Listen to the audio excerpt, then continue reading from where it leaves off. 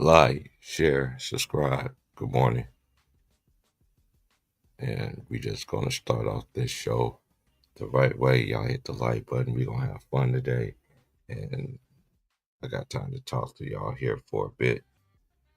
And I got stuff I gotta do in the afternoon. But anyway, hit the like button, like, share, subscribe. This is Old Head Podcast. And it is 11:01 out here. It's April Fools. I seen some funny stuff today on the internet. Internet's undefeated, man. But hey, we about to kick things off here with this word right here.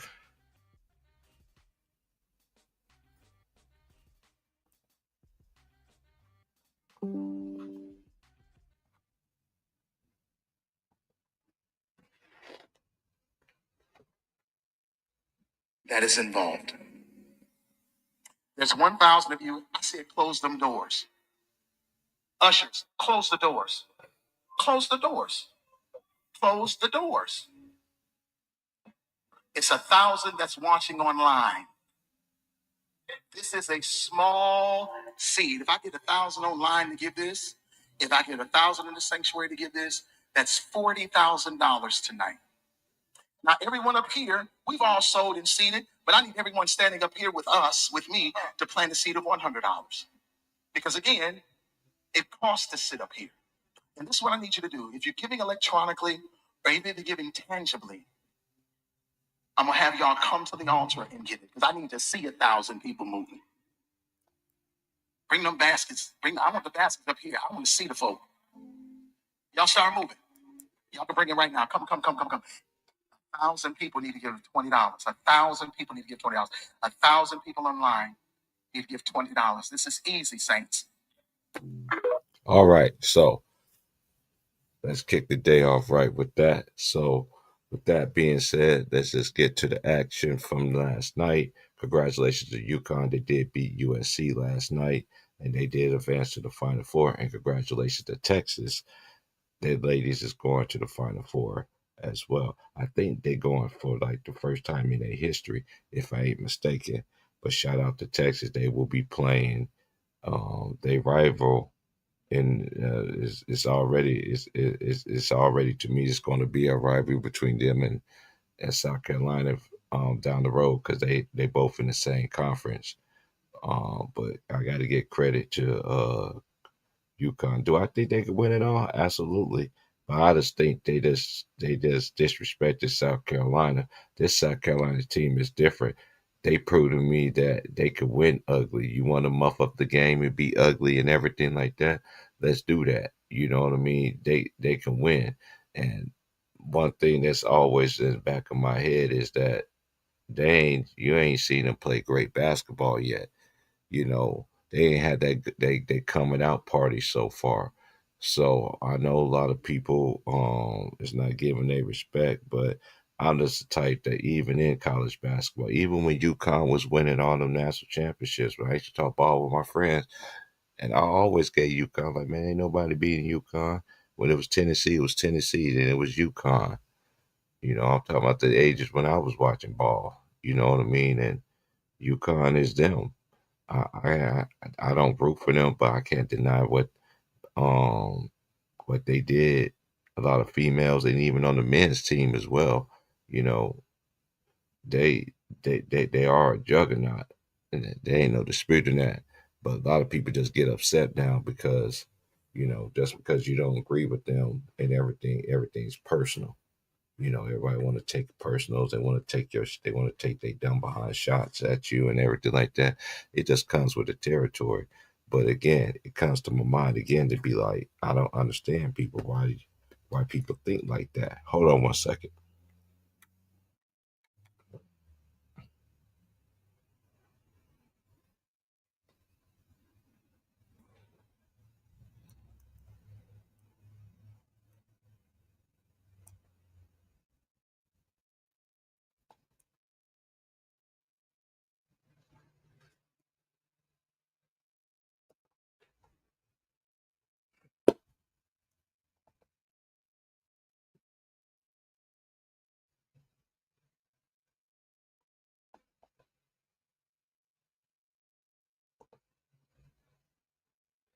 All right, all right.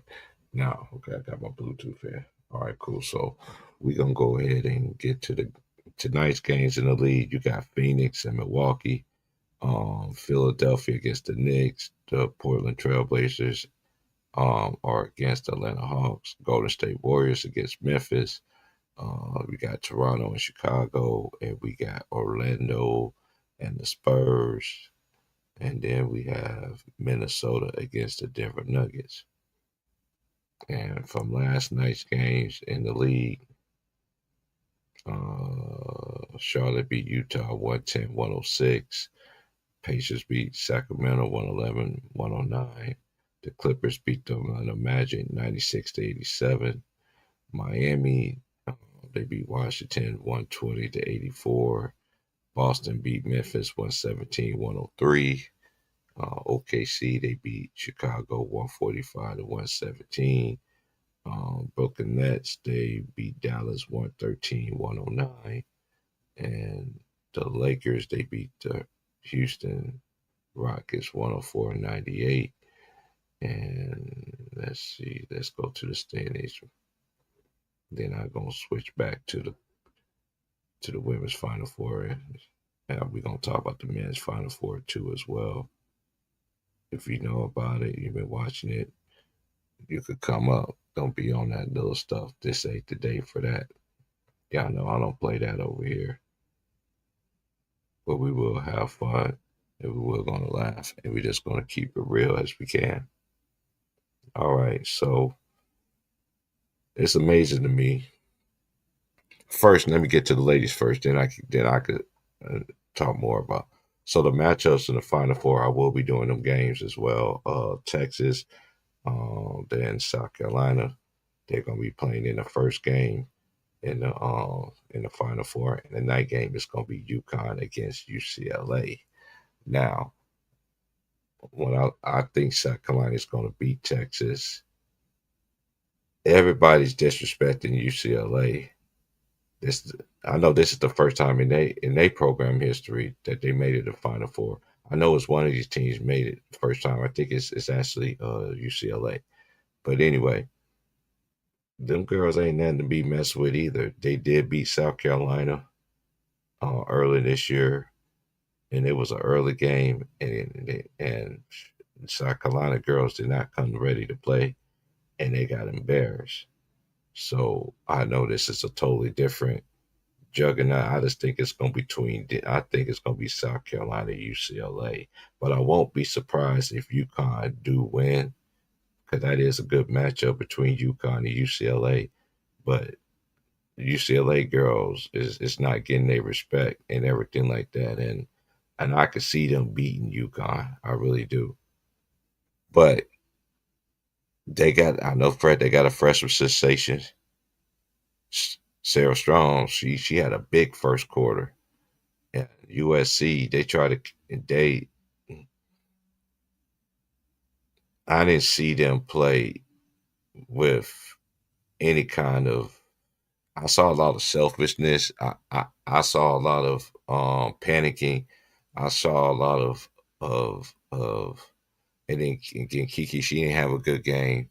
Um they held up much as they can, but I knew eventually, even though UConn only did 1 by 10, some people thought they should have beat them worse than that, but I gotta give UConn their credit and everything like that for going to the Final Four. And I gotta look that up how many years in a row they done that too.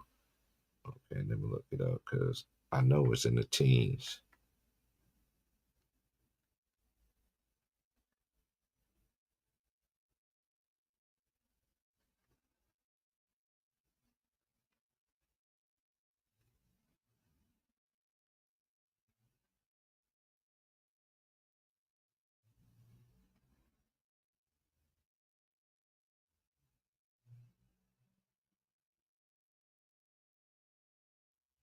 I know they broke the record. I know they this is their 24th appearance.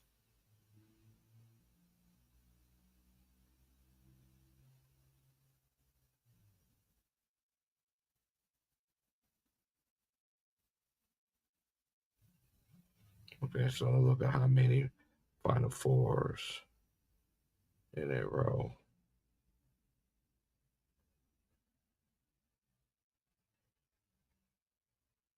UConn women.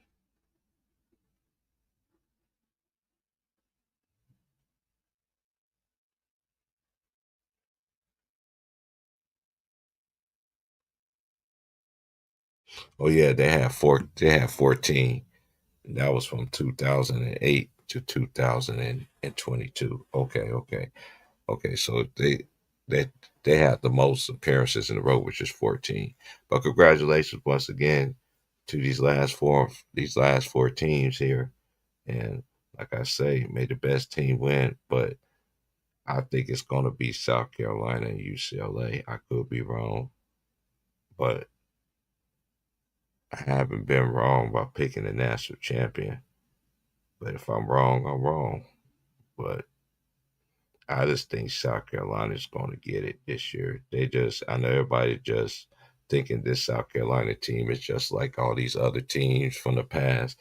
That's why every team is different. Every team is different, different identity. You know what I mean? They ain't got that interior where they used to just have somebody go down there and throw the ball. That actually has that. She's a freshman. You know what I mean? But she have other older players around her. You know what I mean? So I like South Carolina. I got South Carolina winning the chips. I know a lot of people get mad. Why? Because I know a lot of the homies. I know that they like UConn. But hey, it's just my opinion, man. It's just my opinion. I don't know why people get so butthurt over opinions, man. And some of the opinions that real people do give, it always come off as hate, and it should have never, ever, ever even appear as hate. But that's how people mind that they think. You dig what I'm saying? So that's just how it go. Salute to everybody once again in the chat, man. And then we just gonna go to the standings now. Okay. Okay, now I get to what I want to say. And then I'll throw the throw the link up because I ain't got that much. But what I'm gonna say is gonna hit home to me. But I don't care how nobody else feel, but it's just the truth. Okay. The Thunder are 63-12, and the Cavaliers are 60-15. You see the old NBA, they would actually be covering these teams just like how they did Golden State when they went on their run. And some people still think that's the best team in NBA history. Yeah, they might have it record wise, but one thing they did not do, they didn't close the door. They just didn't. So to me, I think the best team, that 72-10 Bulls team, is still better than the Warriors. I do, and this is one thing that I never got into debates with people when they say dumb behind stuff that the KD Warriors can and Steph and them can go against Ron Harper and them boys and Tony Kukoc, Mike, MJ. It's like what are y'all even talking about? They play defense in them eras. I don't understand why they always want to say that they always want to put these teams and put them against the players in the past. I don't care what it is. They play defense in them eras. These dudes don't know nothing about defense. They don't know nothing about defense. Nothing. Name a player in this era got over 10 defensive teams. Name me 10. I would love to hear that. But anyway, they're not even talking about the Thunder. They're not even talking about the Cavaliers.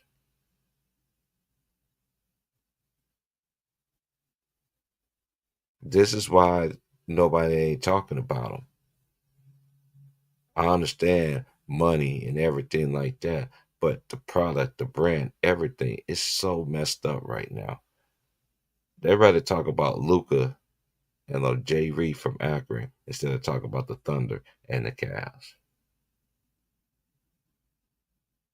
Coming from somebody that used to root for Los Angeles Lakers, But everything I said about this guy, what he was going to do, yada yada yada yada, I became public enemy number one and big hater of it. Is how because I said what I said, and everything I said about the dude has came to light, and y'all still mad at that. This man is unraveling in front of everybody.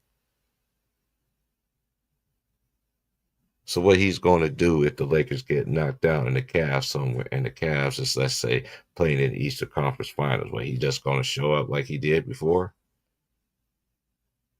You know, he always got to have that shine, got to be there in that moment. That's just him. The longer he's plays, it's deteriorating his legacy. And Greenberg, I find it very interesting. You want to compare him to Brady basketball? Y'all always want to say it's a team sport when it comes to him, when it comes to him losing. But again, it's not about the teams that you're supposed to be talking about. It's the OKC Thunder and the Cavaliers. The blatant disrespect is at an all-time high. But when we called this stuff years ago, people was mad at that, calling us a hater. Oh, you need to just respect these players and yeah, yeah, yeah. And then they always want to get personal and all this other crazy stuff. But again, when it don't fit your argument and you come in here with these same old TV comments that they be saying for years and all these stuff that they said about this man is solely unraveling, it's coming apart. But again, they don't want to talk about the Thunder and the Cavs. And then I find it very interesting too. Y'all always want to point out when the Lakers, when other teams have a winning streak against losing teams. I mean, against they got their wins against winning teams. Y'all don't say that about the Lakers. Y'all don't keep that same energy. And yet people wonder why I don't go with these narratives. LeBron has so much help right now. He had Anthony Davis. They killed Russ. I never killed Russ. I never killed them. I never killed them. I always kept it on basketball with these players. And another thing I find it very interesting how a great ambassador and everything like that help you is to get in the GOAT debate when it's talking about we're talking about basketball. And I also find it very interesting how y'all just want to deal with just dismiss Wilt Chamberlain. LeBron is not no Wilt Chamberlain. Wilt Chamberlain could have did anything. It's too many stories. This man, let the man, but again, y'all want to disrespect everything just to uplift these guys. These guys didn't go through no struggle. I want to know what struggles these guys. I know you got some basketball players do have struggles. What was the struggles like them players in the past? The same ones that y'all call plumbers that had two jobs and they played basketball. But y'all want to move the goalpost so much. Michael Jordan haven't even said a word through all this stuff that y'all been saying out here. All these media outlets, MJ has not said a word. He didn't ever say a word about Isaiah Thomas. You think he gonna man stop?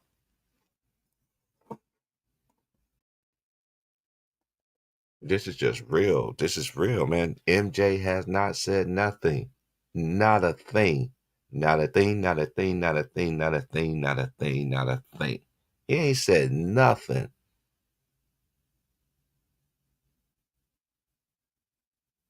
And I find it very, and then y'all want to mention all these, now y'all want to mention Kobe, but then at the same time, disrespect them at the same time. Then y'all want to start bringing him up. You think that Kobe wouldn't and all this other stuff. Why? What? Don't try to bring his name up now. Don't do that. That is so disingenuous. I understand everybody. I understand people's thought process. I just don't get it. MJ has not said nothing about anything. As this man is having a like I said, Jay Reed don't need no. He does not. I don't understand how people say he's over everybody when everybody beat him. I don't care about him being Kobe 16-6. Who gives a care? When Kobe was waiting for in the finals, what happened? He was not there.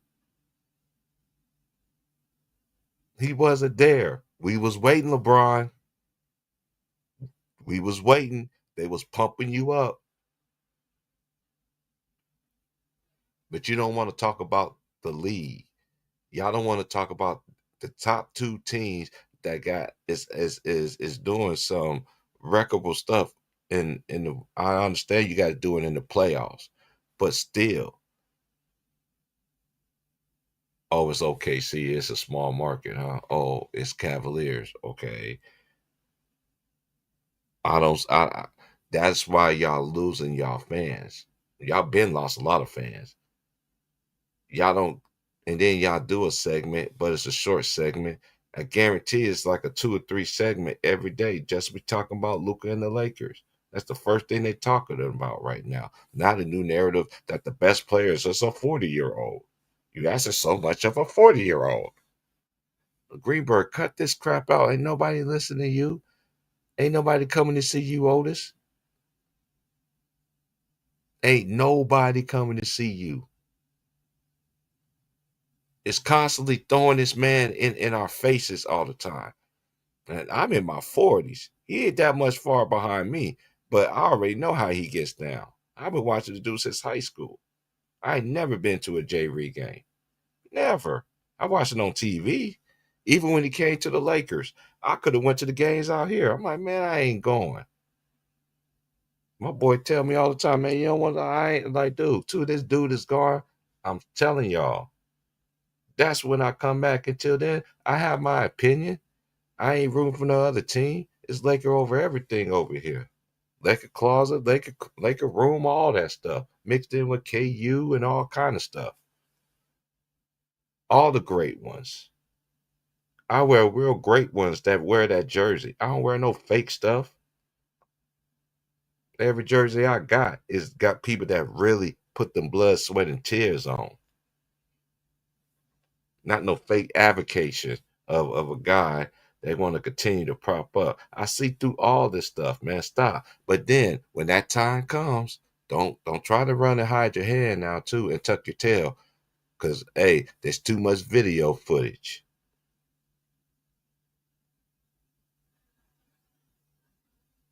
And he ain't the type of person that's gonna go down. You see, go down. He ain't gonna go down alone. He's gonna take a whole bunch of his people along with him. I guarantee you he's gonna do that. Because his character shows everything about it.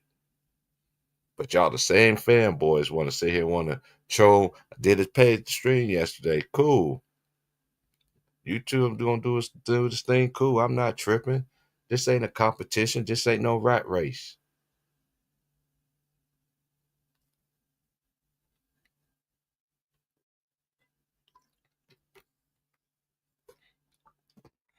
I don't even kiss up to my own family. You think I'll kiss up to somebody on TV? Man, y'all crazy in the mud, boy. Y'all crazy. I never been a kiss up or kiss behind person. Never have. I seen people that do it, and there's so many of them. I see people my age, and I see the new age is doing it. It's so many y'all devilish behind people out there, boy. There's a lot of you, and the truth is not in you. I stand on principle. I stand on business. Don't come over here with this stuff, man. That's why I stay to myself. I can't sit there and I don't even want to engage on other people's platforms no more because people ain't gonna get where I'm coming from. It's a complete joke. It's a shame that NBA basketball has came to a soap opera like the women used to tell me when I was in my 20s. Like till you get older, basketball gonna be like soap opera. I'm like, what you mean? I was a little like, okay. It's like keep on living, baby. You're gonna see what I'm talking about. And boy, has it ever. That's why I sit back and just sit back and just don't say anything. I just like to sit back and just sit there. I just see, just listen to everybody. And then when I start talking, it's a problem. That's how it used to be. That's why I came up with my own stuff. I don't have to be on here every day, but I choose want to. I pay for everything to be the boss here. I don't beg nobody for nothing.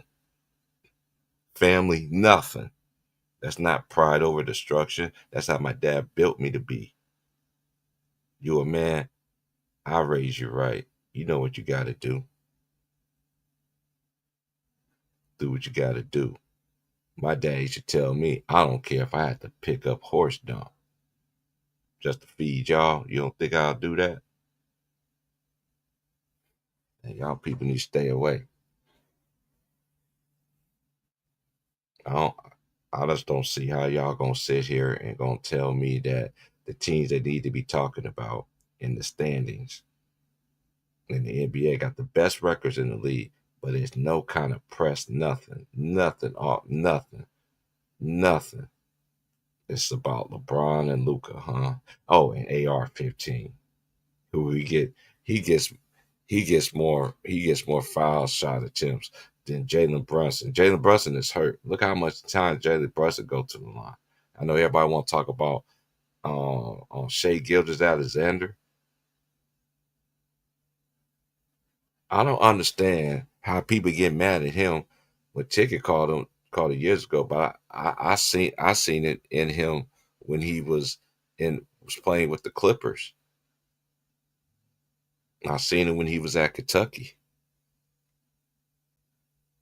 And I don't like Kentucky per se, but like I said, I do respect the players that came from anywhere. That's just me. But I call it how I see it. I'm not surprised. I remember Ron had a stream on Ticket TV when he sat there and said, "Who would y'all rather take, Shell Gilgeous-Alexander or or Edwards?" He asked me. I said, "I'm taking Shea. I like Anthony Edwards, but he ain't no Shea." That's just my opinion. Because the why he played both ends. What's called played both ends too, but it's his game is just it's the results. I don't understand people that hate on this guy and this guy doing it the right way. He ain't asking for no help. Look at all the players in the league. Ain't nobody in the league is asking for help. Ain't nobody. Ain't nobody asking for help. But one person that ever has, or whoever they wants to sit there and say. I remember with Dwayne Wade, he already had a championship. He got hurt. I remember Stephen A got on First Take and was like, he needs some help. He needs some help. And what, lo and behold, ding, ding, ding, ding, ding, ding, the big three came around. Ding, ding, ding, ding, ding, ding, ding. That's what happened. This is why I don't understand people. That's why I don't be paying attention. Y'all people don't move me. Y'all don't, y'all, y'all don't. And I'm talking to these people that be talking with this nonsense, with this trolling and it's just disingenuous and everything like that. Y'all always want to make it personal. Again, OKC and Cleveland have the best records in the league. There are no such press for none of them. For none of them. NBA today, they want to give them here and there, but it's always about you know who. And but Jay Reed, but I find it very interesting. You say things, but at the same time, you're a big liar about it. I find it very interesting too. You say you read it, right? I know I'm a reader, but you say that you read, but I ain't never heard you quote no thing. I remember they asked you to quote something from The Godfather. You look like you was fumbling with your words. And this is understand what people say. Hey, y'all want to say now I'm hating. This ain't hating. This man is revealing himself to y'all. He's known to be a liar.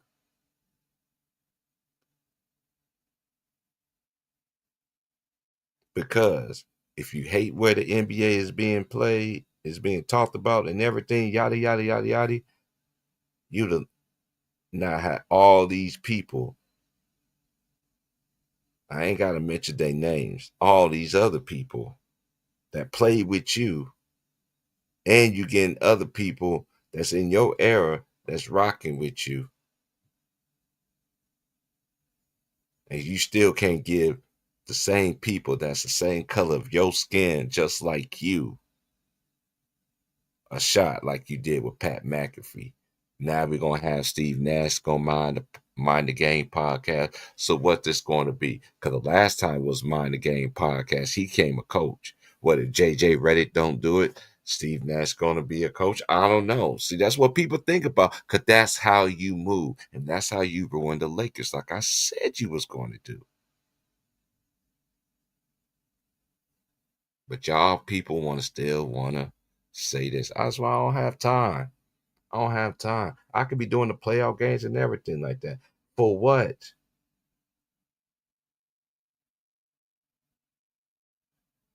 He's 40 doing this, and then all of this. Now he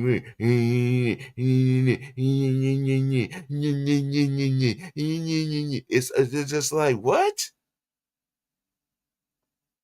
There's no pushback. There's no nothing. And then y'all want to talk about these other players was a diva? This man show you he's way more than a diva. But y'all praise that stuff. Y'all want to say kiss the ring, bow down to the king. What? Don't you know that's the most blasphemous thing he did by putting himself on the throne? Hmm? He put himself on a throne and put a crown on his head.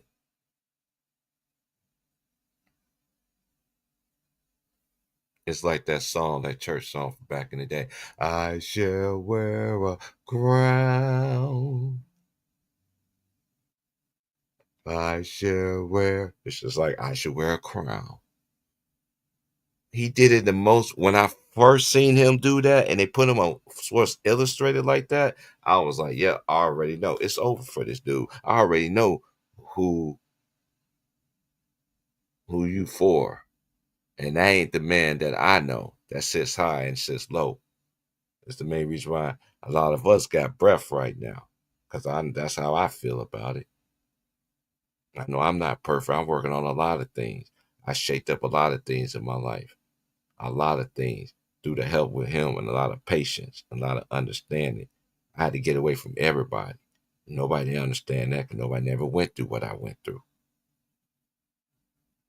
I could look at somebody and tell you if you ain't worth anything, anything. And most majority of the time I'm right. Because the same people sit there and smile in your face but talk behind your back. Let me count the reasons why. I'm going to let people up. I just want to get my stuff off. I started when I did my podcast. I ain't mention these people names because they're totally irrelevant right now. Missing on a milk cart. People choose sides. Same thing that happened to Ticket happened to me. That's like people cook on here all the time. Every day. Then next thing I know, this man caused a division. People questioning me. This dude was making a whole bunch of streams about me. I pulled up the first time and it was 1 on 1,000, 1 against 10. But I find it very interesting is where you at now? I'm still me. I'm still me. I'm standing strong. I don't even care. I didn't even care then. I'm just making a point. You did everything try to sabotage me. You and everybody. I know some people in life in basketball don't like me. I know that. But you can't admit to me that you don't, that you don't. That's why I don't respect some of these people. I respect you as you are. But at the same time, inside of me, I don't respect you, because when I always respected you, you ain't never, never, never try to respect me. You put it on for everybody else, but certain people around, people know that's a difference. And I can still go in there and cook with y'all and everything like that. But y'all fucked that up. Y'all try to smudge my name like I was nothing. I've been the same person all the way through this thing. I'm not changing. I remember there was a time we used to have everybody up here. We had older people. We had females on the panel. Females is always welcome to hit the panel. But again, it comes with respect. It comes with honor. It comes with respect.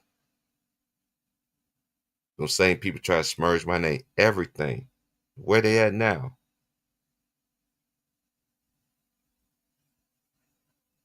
This ain't no rat race. This ain't nothing. I paid the cost to be the boss here because I can. You got to invest it in yourself first. I don't care about donations. I don't beg people for money. I seen that growing up. It's not good. I get it how I know how. I'm a grown behind man. Nobody, nobody who I fear is God and the family that raised me. That's the only people that fear me. Everybody else, no, I'm not acting like no tough guy or anything like that. But I'm just tired of how people just thinking that stuff's sweet, but at the same time, I let it go. And I never said anything about it. It just God just gave me something just a thought about just now. Look at how everybody was. If you was here in the beginning, you know where I'm coming from. If not, you lost to the party. I ain't got time to recycle it. Go back in the archives, you'll see it. The same people you let on come on and they sit there and try to try to break me, dude. They talked about me when I was young and they still talk about me now. One thing that I learned growing up from the old school, they'll talk about what you're alive and they're gonna talk about you when you dead. Either way, they're gonna talk about you. So no ain't no way you could change it. And they sure ain't lying about that. But anyway, the 2 seed is the Celtics. They're 56-19. The 3 seed is the Knicks. They 47-27. Pacers 44-31. Pistons 42-33. Then we got the Thunder. They are 63-12. Then we got the Rockets 49-27. Let's see. 3 seed is the Nuggets 47-28. The 4th seed is the Lakers 46-29. The Grizzlies are the 5th seed 44-31. Uh, then the 7-8 is the Timberwolves 43-32 and the Clippers 43-32. And then the 9-10 is the Mavericks in the West 37-39, the Kings 36-39. And the playing again is the Heat, Bulls, Hawks, and Magic. It was just a very fortunate year for the Magic, but again, injuries is always a part of the game. So they was on a great trajectory early in the season, and then Radner got hurt. I think Radner got hurt first, and Paulo I think got had the same. They had that bleak injury, but I really like that Magic team moving forward. Just like again, keep these teams together. It's going to be growing. Like that's what I understand about the Thunder. Like they've been through the growing pain. They used to be the bottom team, but one thing now they got to do is cash it in. They got to get that ring now. We keep on. They want to keep on saying it's LeBron and all this other stuff, but at the same time, it's time for these new guys to go ahead and get it. It's time. Or if the Celtics end up winning, it's fine. I'm not rooting for the Celtics. I just like the Celtics. And again, try to put this guy on Mush Rushmore. Don't y'all? Well, there's one name y'all love them not mention. How y'all gonna mention the Lakers without mentioning George Mikan? He won 5 of them things. Not one, not two, not three, not four, but 5.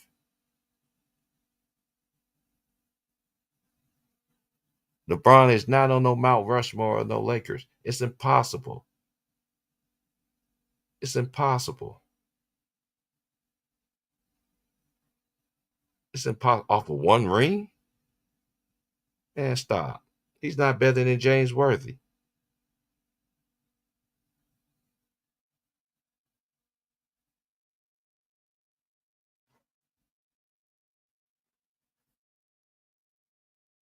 We can go small forwards if you want to. We can play this game. He ain't better than Elgin Baylor. And just because you don't have rings don't mean you're not a better player either. But then y'all love to use that when it comes to him and disregard everybody else. He ain't better than Elgin Baylor. Elgin Baylor was 6'5". I seen a lot of games on Elgin Baylor.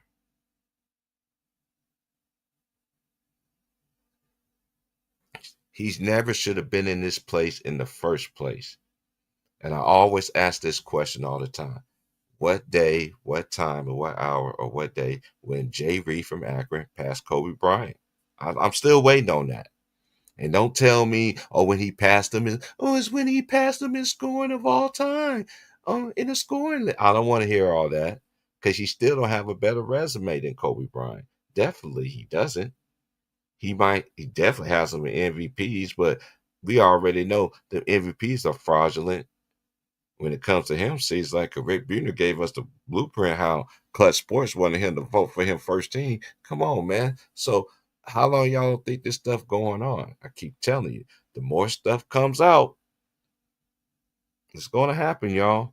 Y'all can sit there and say, oh, you praying on a black man's failure. Man, stop it. I don't want to hear no black. Y'all want to always want to say that when it fits you to say it. And you sound dumb as hell. Dumber than a box of rocks.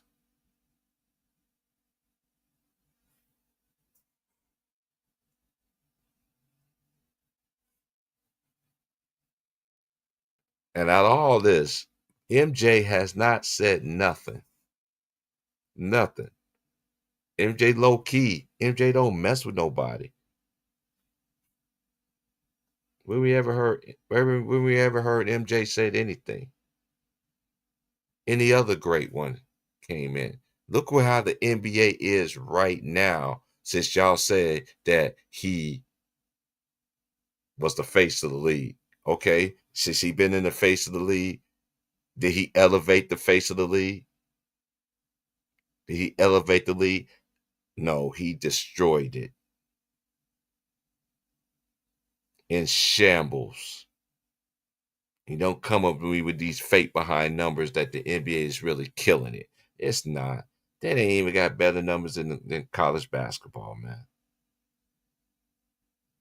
Even the women's college basketball. I've been trying to tell y'all for a while. I'm gonna talk more of the women. I'm gonna do stuff my way. Next year season's gonna be on. I'm gonna be doing men and women's games next year. I'm just on a mission right now. And then when I get there, y'all gonna be like, oh, okay, yeah, yeah, it's on and popping now. I'm still gonna be working, take care of me. But at the same time, I'm gonna start doing the girls' games and stuff. I'm definitely gonna I was screaming them out. I'm definitely gonna be doing the games on Friday. And I'll be doing the men's final four too as well. So and I'm gonna be doing the national championship. I need to see what time the national championship start though. And then I definitely gonna be doing the men's national championship. But salute to everybody who wants to get in the chat, man. Like, share, subscribe, man. These are just my thoughts I just want to give, man. Let me give shout outs. Let me see who all in here. The real Lil T, what's up? Matt Moses, salute. Tony Angel, salute. Keith, what's going on? Underrated, what's good? Mike Miller, what's going on? All right, we're gonna drop the link here. It's just my thoughts. We're gonna take a little intersection. I'll be right back.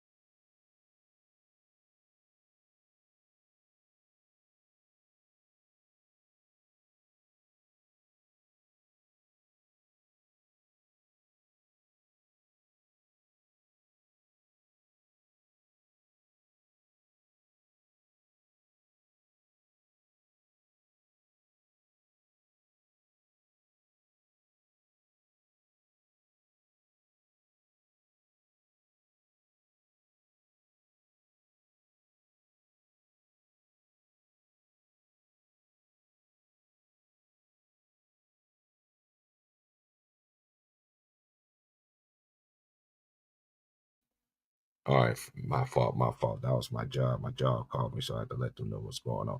All right, so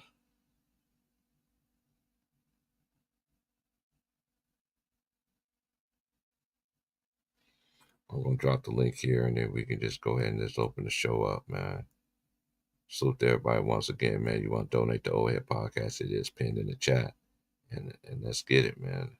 Let's have a good stream, and just tell the truth, man.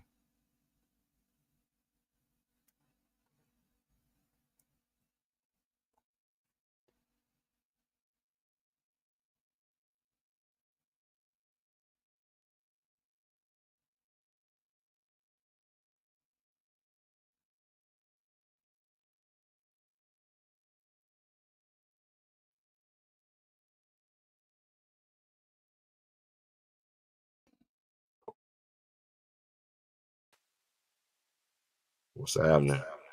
What's going on, man? What's going on, brother? Good. We good today? How you doing?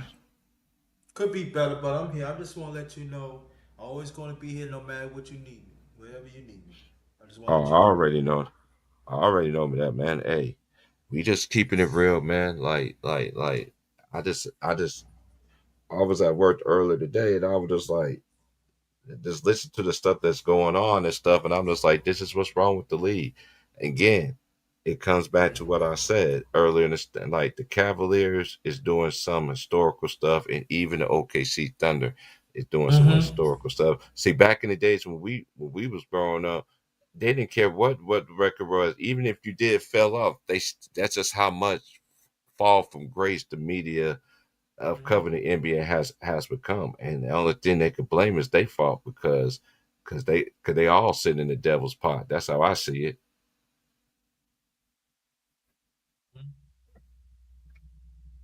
I'm waiting on everybody else to come on in, but yeah, man. But what's your thoughts on the on the female side though? Did you watch the games last night?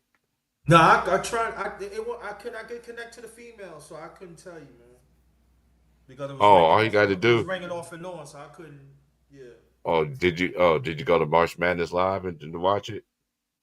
Nah, I didn't go. Yeah, you know you can watch it on there for free for people be having problems. My boy was having Really? problems. I didn't know. Okay. Yeah, that's every March Madness.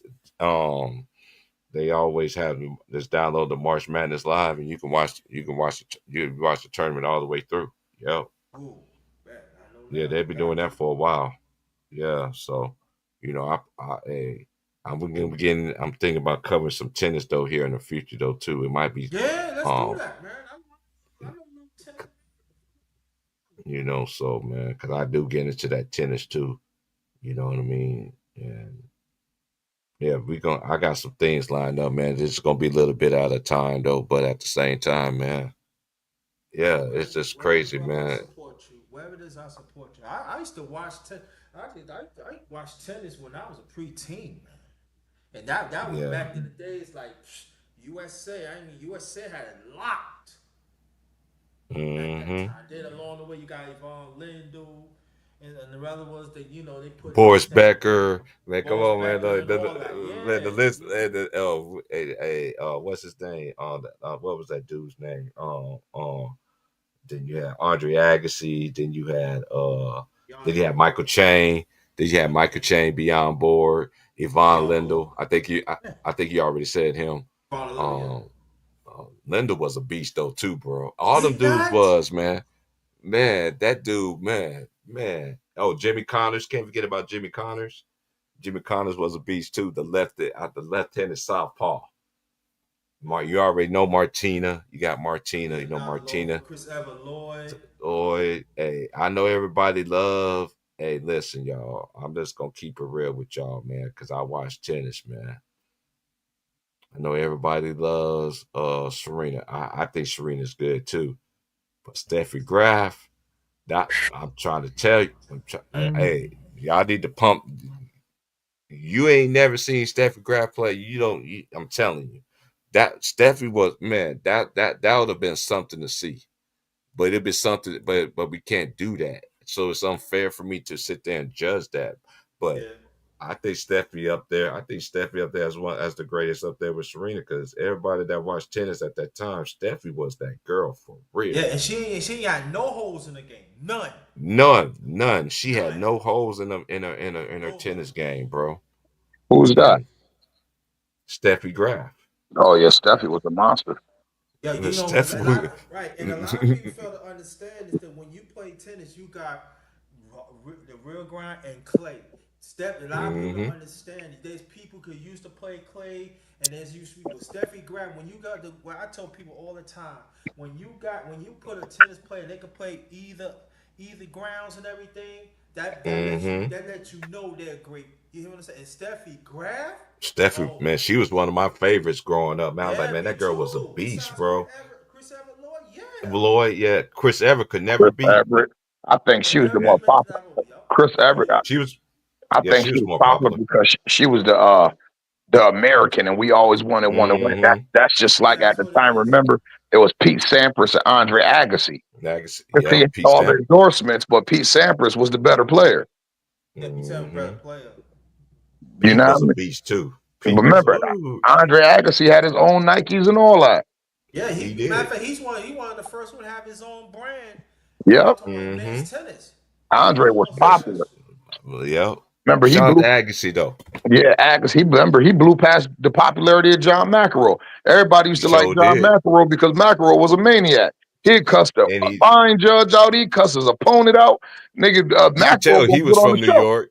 You could You could tell he tell was from New McEnroe was York. Exactly. Yeah, New yeah. York. From my That's why I hometown, hometown. love it. I used to love it because my friends, at the time when I was in school and stuff, we was talking about macaron. They was from New York. My homie used to tell me that, bro. Like I love, like everybody might look at him like from a black person perspective, be like, "Hey, why is this dude cussing like that?" But you're not from New York, you ain't gonna understand Hey that yo, kind of stuff. listen. It started with the city. You feel me? Because the city is the mecca of the United States. You feel me? Not only New York hmm State, but it's the mecca of the United States. But it started with the city.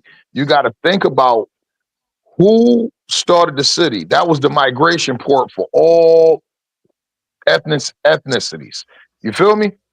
And when you was hmm coming to America, it was because you wanted a new life and you was getting, so to speak, fucked over in your country. So you already came over here with the mind state that, man, I'm not letting nobody get over on me. And that shit just cultivated through the whole state. Like Syracuse, Rochester, Buffalo. You feel me? Like all these major cities in New York State, they all adopted that mind state. Like, man, listen, a person from New York, listen, bro, you're not about to get over on me. I don't give a fuck about what you talking about. You're not about to get over. We the ones running game, nigga. It was a mindset like, yo, like that's why they said New York state of mind, because I truly believe nobody think like people from New York State. Just like I believe nobody think like them niggas out in Cali. You feel me? Nobody think Facts. of like them niggas out in Chicago. It's different mindsets, but I'm telling you, Right. bro, there is nothing like a New York mindset. If you can make it in New York State, nigga, you can make it anywhere. You can make it anywhere, hmm especially down in the boroughs where it's like 10, 12 million people. If you can Yep. navigate your way through that shit, and think about it, you got all different types of personalities. You got your con artists, you got your stick up kids, you got your dope boys, you got your financial wizards, you got your, you know what I mean? You got so many different, man, you got to navigate through that shit. Like LA, it's either nah, nigga, it ain't too much to do out of LA. You either gonna play basketball, or you gonna gangbang, or you gonna play football. You feel me? That's usually the mind, the way of LA culture. Now, basketball, football, or you gangbanging. There's too many avenues in New York State. So you come with a mindset of like, I'm not letting nobody get over on me. And you've seen that play out through John McEnroe's attitude through tennis. Now, bitch, that Mm-hmm. ball was out. Fuck out of here. You feel me? The fuck is you looking at? hmm That's Yeah. totally a New York State thing, bro. And that's why we back John McEnroe, because I mean, for me, born and raised New York and everything, we see that tyrant, and sometimes, you know, John, a lot of people don't know how very intelligent John McEnroe, that know the rules and everything. He was a hmm tyrant, but But that was just like on a fast though. But he know the rules, and he stuck on. But all at the same time, what makes him a legend, you know, that he way he plays. You know what I mean? And so that's one of the reasons that I told us as New York, that's where you're at. Yeah, motherfucker. Yeah, motherfucker. You trying to cheat us, motherfucker? You know what I'm saying? Right. You That's are. the way it was. You know Hey, what I mean? So hey, yo, underrated. Listen, bro, you from that. You feel me? You a yeah. OG. I mean, was I right in exact what I was just saying? Bro, it's a different Yeah. state. Yeah, yeah, it is. I mean, like not nobody. We got out of mindset, but it's like right now, you know what I mean? Like wherever I give you a case in point. Yesterday I didn't mean to get on right. It was this guy saying something. Old head known me for 10 plus years. I don't follow nobody, but I go in there and take care of business.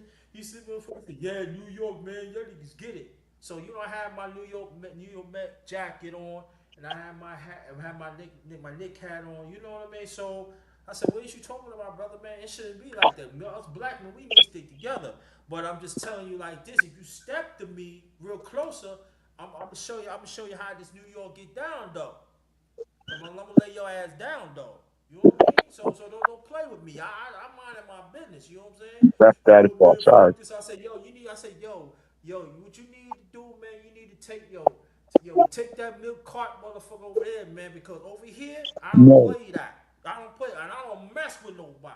I want all us as black people to be function. You hear what I'm saying? But right here, the Brooklyn ready to come out of me, yo, man. I do you, dog. I tweet you out, dog. No, with no question about it. But at the same time, as me being an OG now, I have to walk away because I got to think in the long term. But there are some people who still want to try that though. You know what I'm saying? And that's one of the reasons that sometimes when we're on this channel and everything is refreshing to come here because it's a calmer mind. But sometimes outside or even sometimes even part of the space they be trying to say, "Yo, man, listen."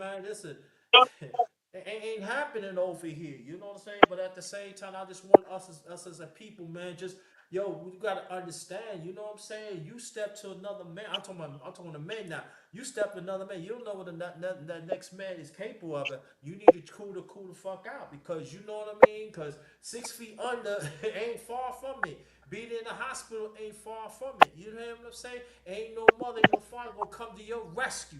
So I tell people you gotta understand that. Sometimes just chill and relax and everything. Don't let your emotions get Mm-hmm. out the way because you never know. And that yesterday, it was seconds away. It was seconds away. I said, let me walk away. I said, yo, they don't walk. Yo, I'm gonna talk to him. I'm gonna talk to him. Yo, I have to walk away, man, because come on now. I mean, like, come on, man. It's critical out here, man. But as a man, masculine, I'm not gonna let you pump me like that either. Come on. I mean, like come on, stop. Hey, okay, so we gonna break it down because we talking about tennis, right? So I got it all. I got it all up. This is 1980. Okay, I was 2 years old, but I remember McEnroe. So okay, these are the best players. I'm doing them. I'm doing it each year. All right. This is the men. I'm gonna do the women the same way. In 1980 was John McEnroe. Number 2 was Jimmy Connors. Number 3 was Jim Meyer. 4 was Vitas Gervais. And 5 was Harold Solomon. 6 was Brian Goffard. 7 was Eddie Dibbs. 8 was Roscoe Tanner. 9 was Elliot Teltscher. And 10 was Stan Smith. Okay, Damn good. in 1981, it was John McEnroe. 2, Jimmy Connors. Jim Mayer. 4 was Brian Teacher. 5 was Vitas Gervais. 6 was Elliot Teltscher. 7 was Roscoe Tanner. 8 was Brian Goffard.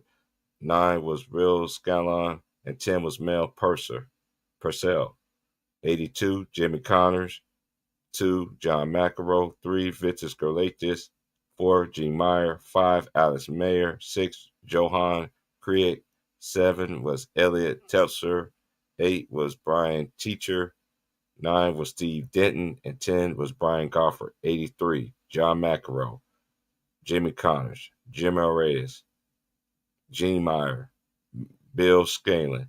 6. Elliot Telser. 7. Johan Creek. 8. Sandy Mayer. 9. Brian Teacher. 10. Brian Gofford. 84. John McEnroe. Jimmy Connors. Johan Cricht. Elliot Telser. 5. Jimmy Arias. 6. Aaron Crickstein. 7. Vitus Gerlathius. 8. Gene Meyer. 9. Brad Gilbert. 10. Mark Dixon. 85. John McEnroe. 2. Jimmy Connors. 3. Kevin Curran. 4. Tim Mayotte. 5. Johan Craig. 6. Paul Anacone. 7. Brad Gilbert. 8. Elliot Tesler. 9. Scott Davis. 10 was Greg Holmes. 86. Jimmy Connors.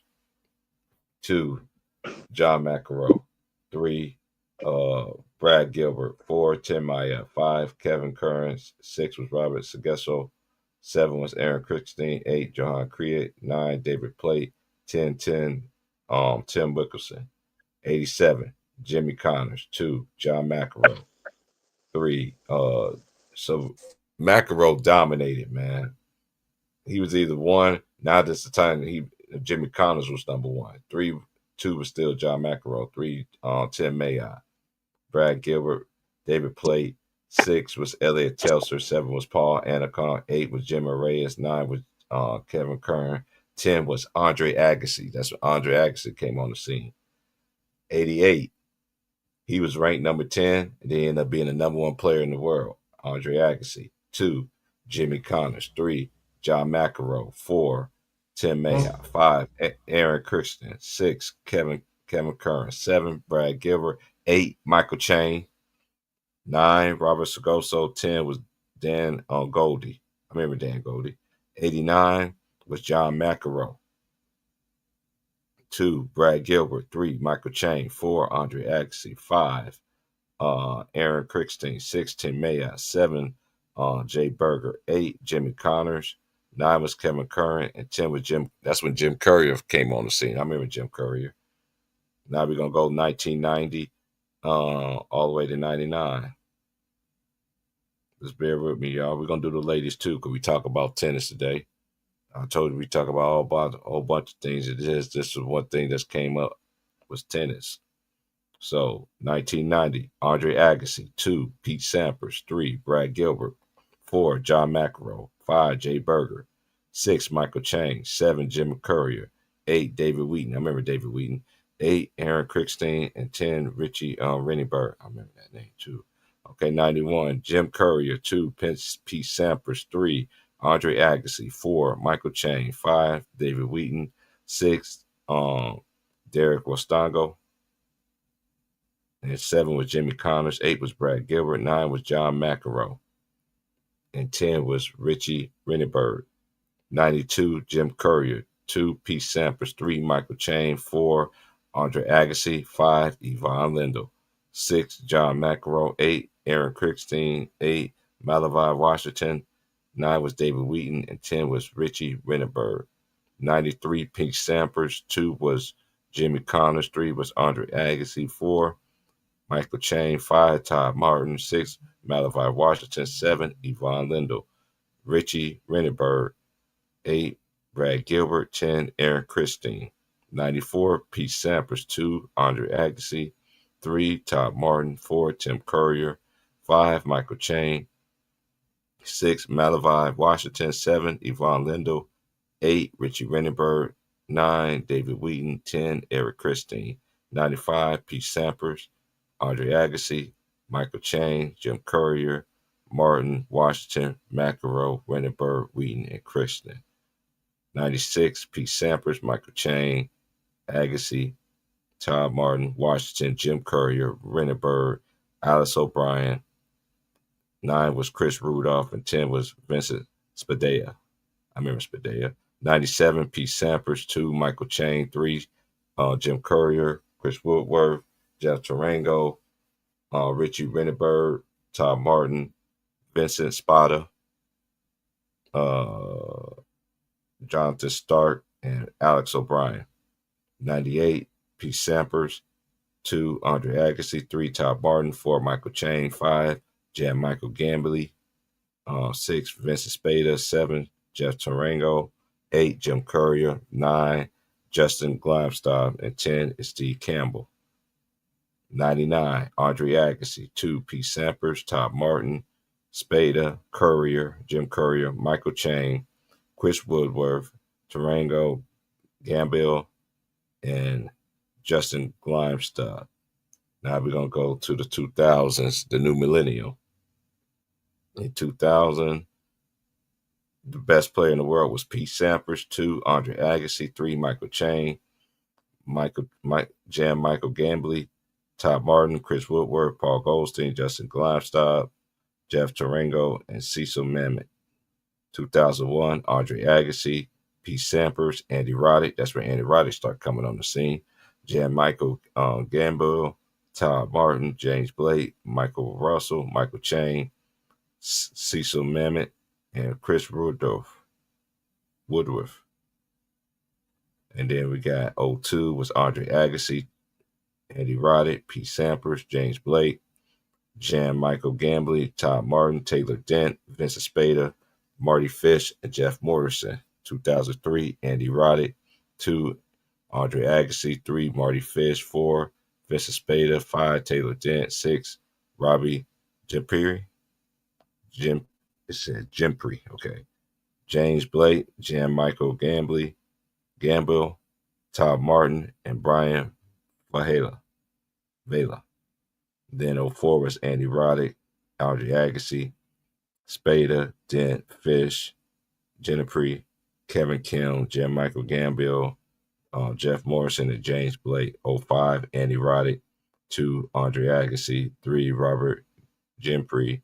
4, James Blake, Taylor Dent, Paul Goldstein, Vincent Spada, Bobby Reynolds, Kevin Kim, and Justin Glimstock. 06, James Blake, Andy Roddick, Marty Fish, Robbie Jimpree, Paul Goldstein, Vincent Spada, Justin Glimstock, Amir Delic. I remember him. Kevin Kim, and Robert Kendrick. Yeah, I definitely remember that name. I remember that's 07, Andy Roddick, James Blake, Marty Fish, Sam Curry.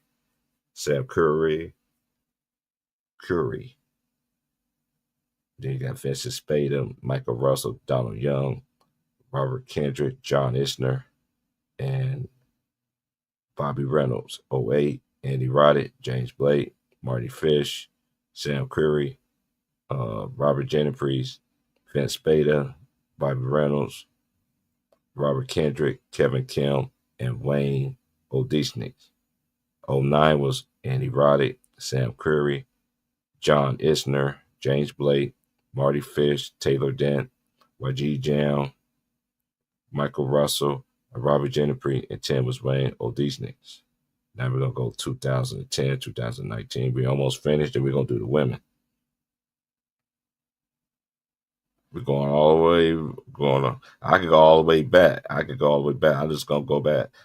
Here they just got all the way up to the 80. They started from 85, 89, but they do goes all the way back to when tennis first started. So we can just go through everything in history. That's one thing I do respect about tennis too.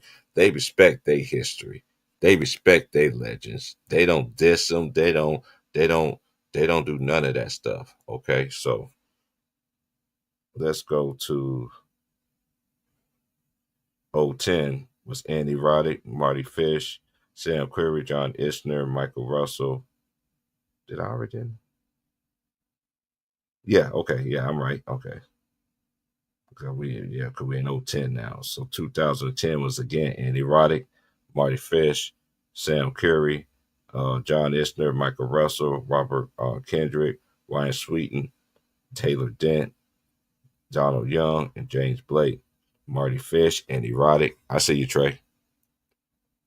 Andy Roddick, Marty Fish, Sam Curry, John Isner, Michael Russell, Robert Kendrick, Ryan Sweetney, Taylor Dent, Roderick. That's Donald Young, James Blake. That's 010. I did 011. I did 012. Okay.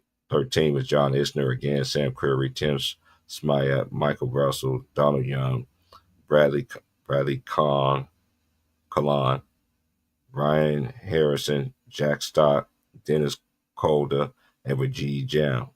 John Isner, Sam Curry in 14, Steve Johnson, Jack Sock, Donald Young, Smichek, Calder, Round, Regine Round, that's his name, Bradley Kalan, and Austin Krajicic. 15 is John Isner again, Jack Sock, Steve Johnson, Donald Young, Sam Query, Dennis Calder, Rajiv Jam, Austin Krajicic, Tim Smichek, and Ryan Harrison. Then 016 again is John Isner, Jack Sock, Sam Query, Steve Johnson, Taylor French, Donald Young, Ryan Harrison, Jared Donaldson, Francis Tifayo, and Bjorn Fatigello. That's his name, Fatigello. Okay. Jack Sock, Sam Curry, John Isner, Steve Johnson, Ryan Harrison, Jared Donaldson, Donald Young. 8, Francis Tifoy. 9 is Tenise Sandgreen and Taylor Fritz.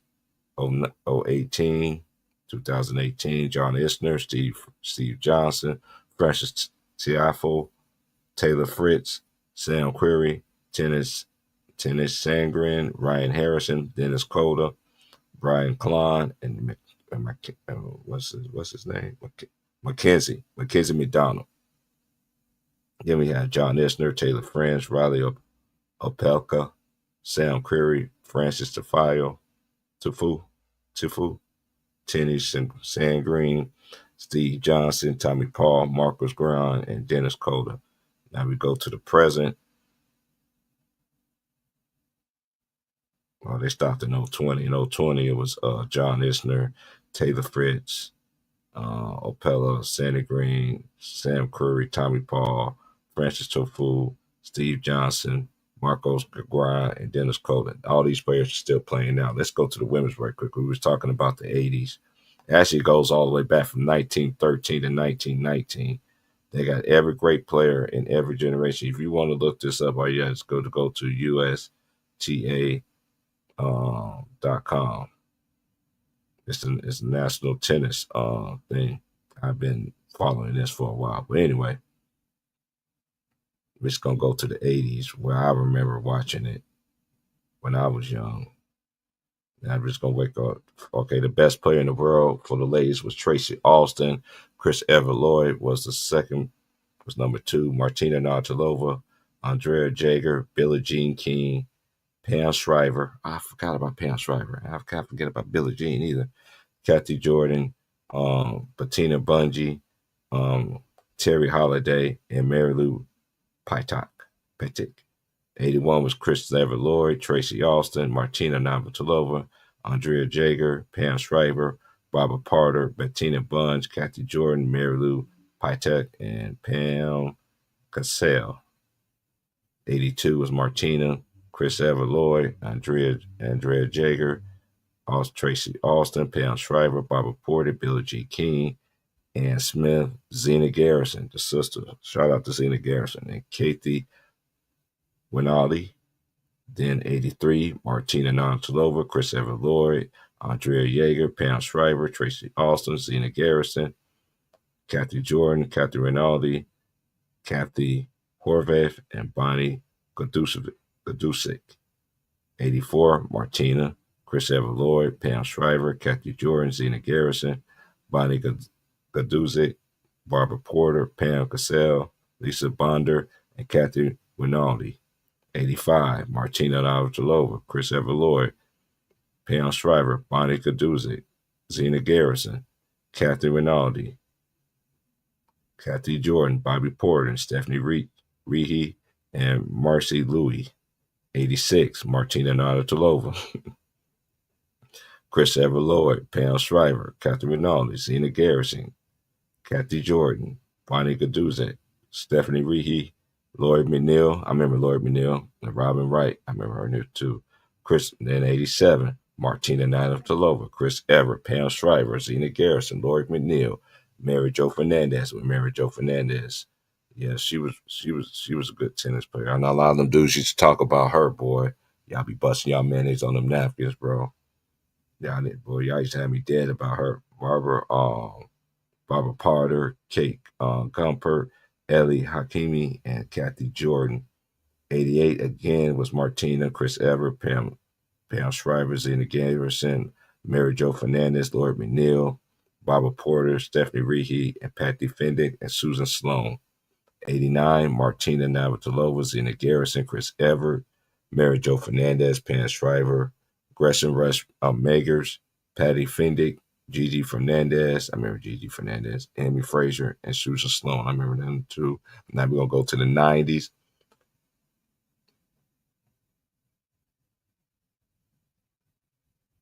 1990, Martina Navratilova. 2, Mary Jo Fernandez. 3, Jennifer Capriati. 4, Zena Garrison. 5, Amy Frazier. 6 was Meredith McGrath. 7, Gretchen Russ Megers. 8, Patty Fendick. 9, Gigi Fernandez. 10, Susan Sloan. 91, Martina. Look, I said, how many times I said Martina, man? I said Martina in the 80s, and she still dominated over 10 plus years in domination, right? 2 was Jennifer Capriati. 3 was Mary Jo Fernandez. 4 was Zena Garrison. 5 was Amy Frazier. 6, Lori McNeil. 7 was Gigi Fernandez. 8, Mary Pierce. 9, Pam Shriver. 10 is Marianne Wardell. 92, Martina Navratilova. 2, Jennifer Capriati. 3, Mary Jo Fernandez. 4, Lori McNeil. 5, Amy Frazier. 6, Zena Garrison. 7, Gigi Fernandez. 8, Kimberly Poe. I remember her. Patty Fendick. And Ann Grossman. I remember Ann Grossman too. I remember all these players now. Now all these names going up in the 90s, 80s, and 90s. Martina Navratilova, Jennifer Capriati, Mary Jo Fernandez, Zena Garrison, Lindsay Davenport, Lori McNeil, Patty Fendick, Pam Shriver, Kimberly Poe, and Ann Grossman. 94, Lindsay Davenport. 2, Martina Navratilova. That's the first time Martina Navratilova was number 2. And I read her name for like over 12 some years. That's domination. In tennis, ain't nobody could be your friend. It's just you unless you play doubles. But this is singles, okay? And this is always like again, I go finish going on, but this goes back to the history. And one thing about tennis compared to basketball, they respect their legends. They respect every record that anybody has done. It goes all the way back to 1919. Just look it up. Even if y'all look it up, y'all still ain't going to acknowledge it. But I'm reading it off right now. So, And golf. and golf. Yep. And golf is the next one. I was just about to mention that too.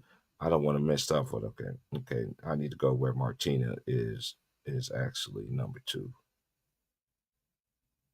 That's where I left off at.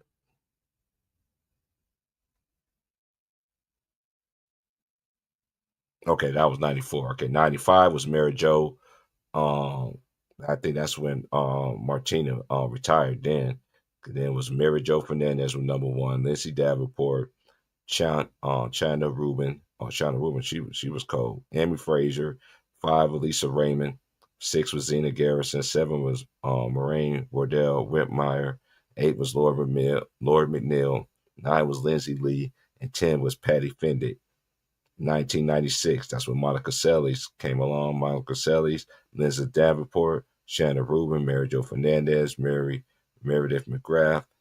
6 is Jennifer Capriati. 7 was Kimberly Poe, Amy Frazier, Linda Weil, and Lisa Raymond. 97, Lindsay Davenport, Monica Seles, Mary Jo Fernandez, Lisa Raymond, Venus Williams. That's Venus. That's when Venus started coming on the scene. Kimberly Poe, Shannon Rubin, Amy Frazier. 9 was Sandra Kachik, and Karina Morau. And 98 was Lindy Davenport. 2 was Venus Williams. 3, Monica Seles. 4, Serena Williams. 5, Lisa Raymond. 6, Karina Morau. 7, Tara Snyder. 8, Shauna Rubin. 9, Amy Frazier. 10 was Annie Miller. 99, Lindsay Davenport. Venus Williams, Serena Williams, Monica Seles, Amy Frazier, Shauna Rubin, Jennifer Capriati, Lisa Raymond, Karina Morau, and 10 was Mary Jo Fernandez. Now we're going to 2000 to 2009. I love how they break this stuff down. Lindsay Davenport was number 1. 2 was Venus Williams. 3 was Monica Seles. 4 was Serena Williams. 5 was Shonda Rubin. 6 was Jennifer Capriati. 7 was Amy Frazier. 8 was Christina Brandy. 9 was Lisa Raymond. And 10 was Megan. Oh, man. I remember her name. What is Shaughnessy? Sound like, man, it smelled like Hennessy, but with an S. SHAUGHNESSY. Man, that's the last. I remember her though. She was a nice player. Anyway, let's move it right along. I said, yeah, I did that. 02 was Serena Williams, was number 1. 2 was Venus Williams. 3 was Jennifer Capriati. 4 was Monica Seles. 5 was Lindsay Davenport. 6 was Shonda Rubin. 7 was Alexandra Stevenson. 8 was Lisa Raymond.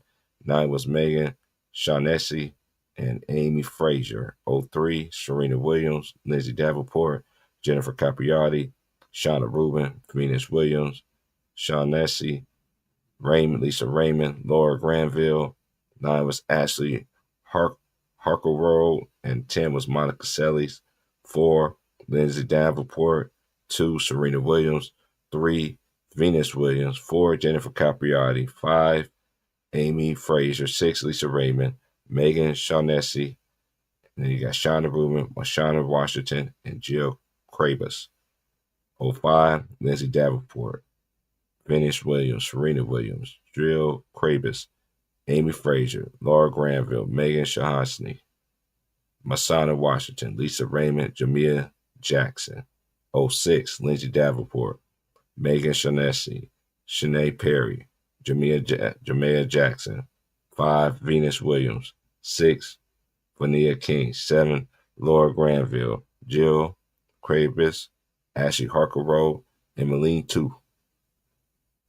07, Serena Williams, Venus Williams, Malik 2, Megan Shaughnessy, Laura, I see you, Ron, Laura Granville, Lindsay Davenport, Ashley Harkleroad, Jill Krabus, Julie Diddy. 10 was Leah Ostaloff, and then 08, Serena Williams, Venus Williams, Lindsay Davenport, Bethany Maddox, Jill Krabus, Julie Diddy. Julie Diddy. I remember her. Oh, in 08, yeah. I definitely know who she is. She was a good tennis player. Ashley Why you say the Diddy? Why you say the Diddy? I just thought about there was a person that was out there thought about it. When I thought about Diddy, I thought about I thought about P. Diddy, but Diddy no Diddy. Yeah. Julie Diddy, yeah.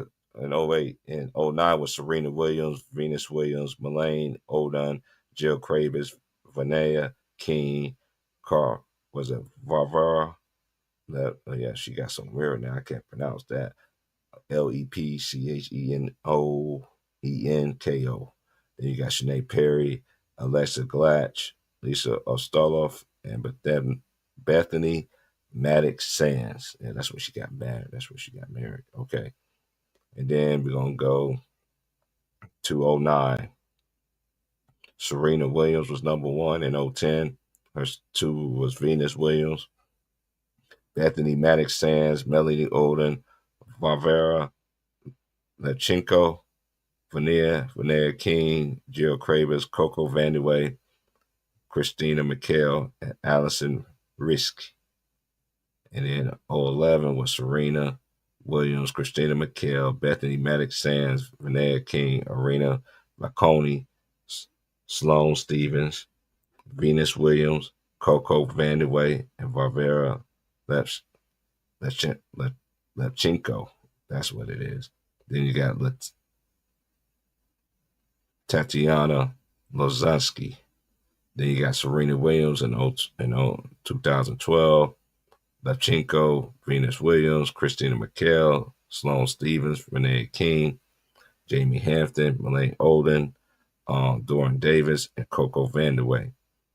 03, 13, excuse me, was Serena Williams, Sloane Stephens, Jamie Hampton, Madison Keys, Bethany Maddox Sands, Venus Williams, Varvara Lepchenko, Allison Risk, Christina McHale, and then you got Lauren Davis. 14, Serena Williams, Venus Williams, Madison Keys, Varvara Lepchenko, Sloane Stephens, Coco Vandeweghe, Allison Risk, Christina McHale, and Lauren Davis, and Shelby Rogers. 2015, Serena, Venus, Madison Keys, Sloane Stephens, Coco Vandeweghe, Madison Bringle, Varvara Lechenko, Bethany Maddox Sands, Christina McHale, and Irina Falcone. 016, Serena Williams, Madison Keys, Venus Williams, Sloane Stephens, Coco Vandeweghe, Allison Risk, Christina McHale, Shelby Rogers. 9, Lauren Davis, and 10 was Louisa Chirico. 17, Venus Williams, Coco Vandeweghe, Sloane Stephens, Madison Keys, Serena Williams, Lauren Davis, Shelby Rogers, Catherine Bellis, Varvara Lechenko, and Christina McHale. 18, Sloane Stephens, Serena Williams, Madison Keys, Danielle Collins, Venus Williams, Sophia Kennan, Allison Risk, Bernarda Pera, Madison Bringle, and Taylor Townsend. Then Serena Williams, Madison Keys, Sophia Ken, Allison Risk, Amanda Anamosa, Sloane Stephens, Darren Collison, Danielle Collins, Venus Williams, Jennifer Brady, and Lauren Davis. Now we're gonna do 2020 to the present right now because they do it in decades. So they stopped in 020, and in 020 is Sophia Cannon, Serena Williams, Madison Keys, Jennifer Brady, Allison Risk, Amanda Ananismova, Sloane Stephens, Danielle Collins, Coco Gauff, and Shelby Rogers. All right, so the reason why I did all the tennis stuff, it's just this is what we was talking about domination. We talking about domination, and that's why everybody was talking about. We was talking about Serena, and we was talking about Martina, and I just read off all the years that Martina was number one, like 11, 12 years number one. There's levels to this, but Serena is good, but it's hard. I don't compare players in tennis because it's hard. She didn't get a chance to play Martina. Steffi Graf was older than, but trust and believe me, I know everybody loves Serena Williams, but Steffi Graf and Martina Navratilova, they was no joke. Salute to everybody. Hey, yo, I agree with that, but at the same time, bro, they would have never faced any female with the power Serena played with, yo. I know that. That's why I say it's just hard for me to say that. You know what I'm saying? Like we would just never know that because Serena, you already know Serena got that power. She got that power, man. So. But hey, I'm just giving credit to all these ladies that paved the way, even the guys though too, man. But you know guys what? always But like you've been saying, like you always say though, T Price, you gotta face what your generation brings you. I can't help who's here and who's not. Who's ever here is considered the best in the world. So when I beat you, it's really no excuse. I'm facing the best competition that the country can give me, and I'm beating them. So in every generation that you named off, they were the best. It don't matter if it was for one season or two. For that one season, they was running shit. They didn't want about 2 opens in a row, 3 in a row. But I will say one thing. Out of all of my favorite, I got respect for a lot of them. Agassi was my young favorite as a young dude because that's who was there. And I mostly used to always go with my country kind of on, if I had to pick and choose, but I always respected who was good from another country. Me too. But now I like Roger Federer, but my boy that I go with against anybody, is Rafael Nadal. Oh, Nadal That's is a beast, bro. the Yeah, way I that. seen, and it ain't about, and this is something for dominance, T Price, and I know I'll let you elaborate more on.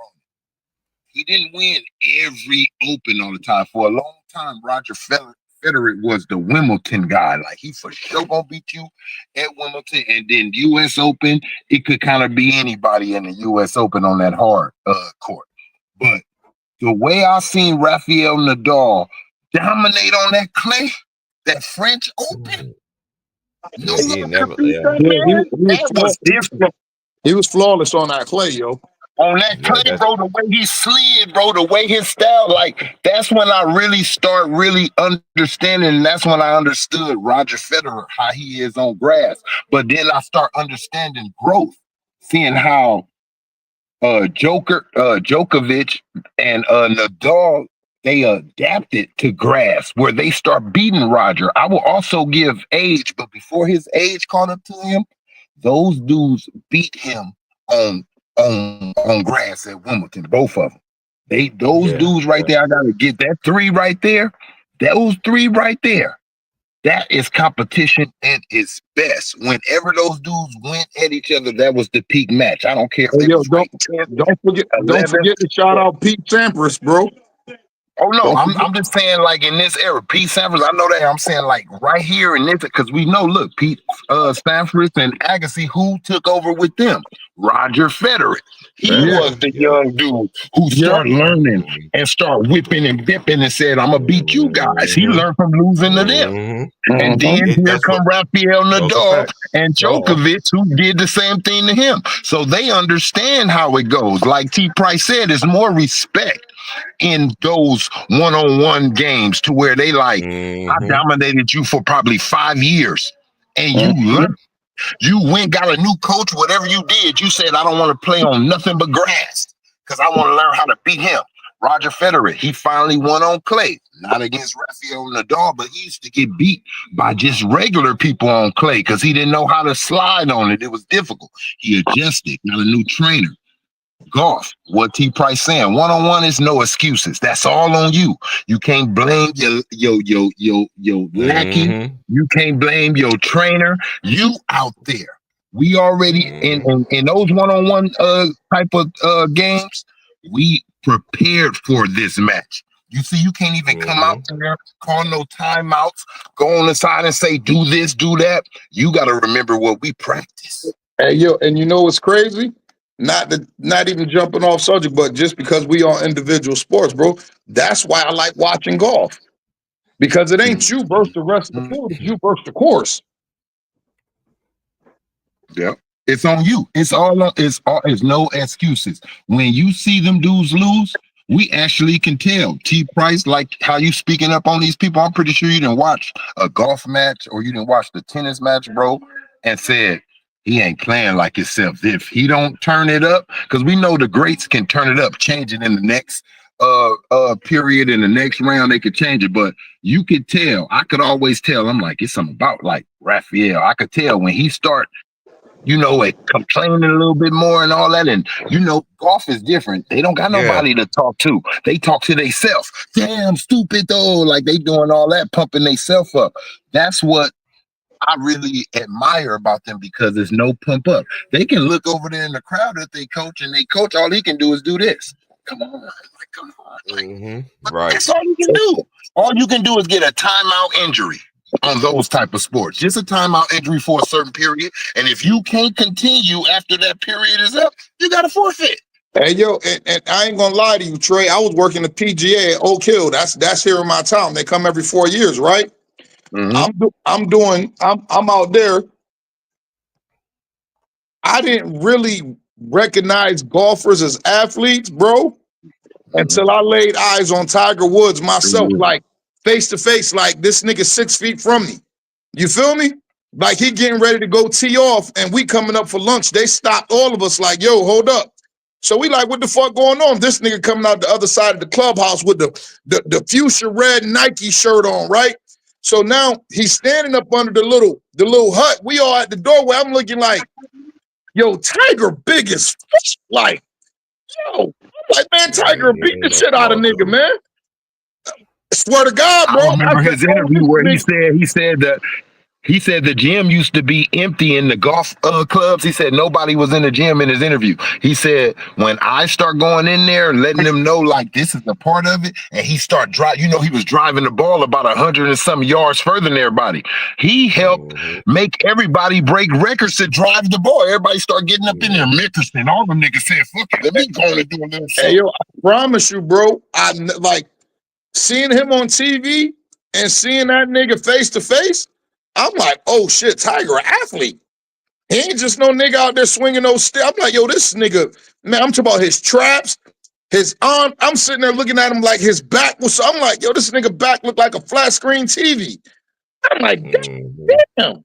And I would have never known that if I never worked at that PGA, if I was never doing security there, and if I didn't get a chance to see that nigga one-on-one, bro. And his emotions, bro, I'm gonna say it. I didn't watch it. I didn't seen them do their old classic highlights. I didn't watch the Palmer games and the other guys. I didn't watch them. The way he react, he got these other golf players now feeling like that's comfortable now. At first, they didn't feel like they can be like, yeah. They used to be like, thank you. That nigga Tiger started pumping that fist, walking up to the crowd like, yeah. He gave golf a swag. He gave golf a swag. At the end of the day, he is one of the players I will say. He probably the only exception to this. He don't have to have the most majors to be the GOAT in his thing. From what he did for golf, he don't have to. He only one away or two. He don't have to have that record. He can really be considered the GOAT right now. Listen, there is no other athlete besides Serena Williams that I seen dominate their profession in the manner that Tiger Woods did, bro. Tiger Woods and Serena Williams dominated they respective professions for a longer tenure and a longer dominance than anybody I ever seen. That's Michael Jordan, anybody, bro. They dominated their field for fucking decades, yo. I got to throw Martina in there too, because Martina dominated over a decade too. Yeah, but we talking people who done dominated going into 2 decades. I know.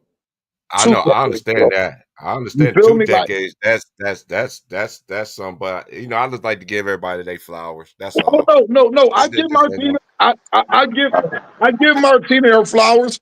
But when I'm talking about utter dominance, like it's just them in first place and then pick the rest of the field. It was a point like that where you knew it was just like, why the fuck do these niggas show up for second place to these tournaments? Yeah, that's why I read out. I'm glad you mentioned Serena. That's one of the main reasons why I see why a lot of people say what they say, but we will never see that argument, because we never get a chance to set the play because look where she was at. And she was and then she boom, number one, number two, number three, number one, and then the next decade, number one, and it was back to pure dominance, just holding it down. Serena did. She dominated for real. Hey, there's no doubt about that. She did. She dominated. And listen, for 2 decades.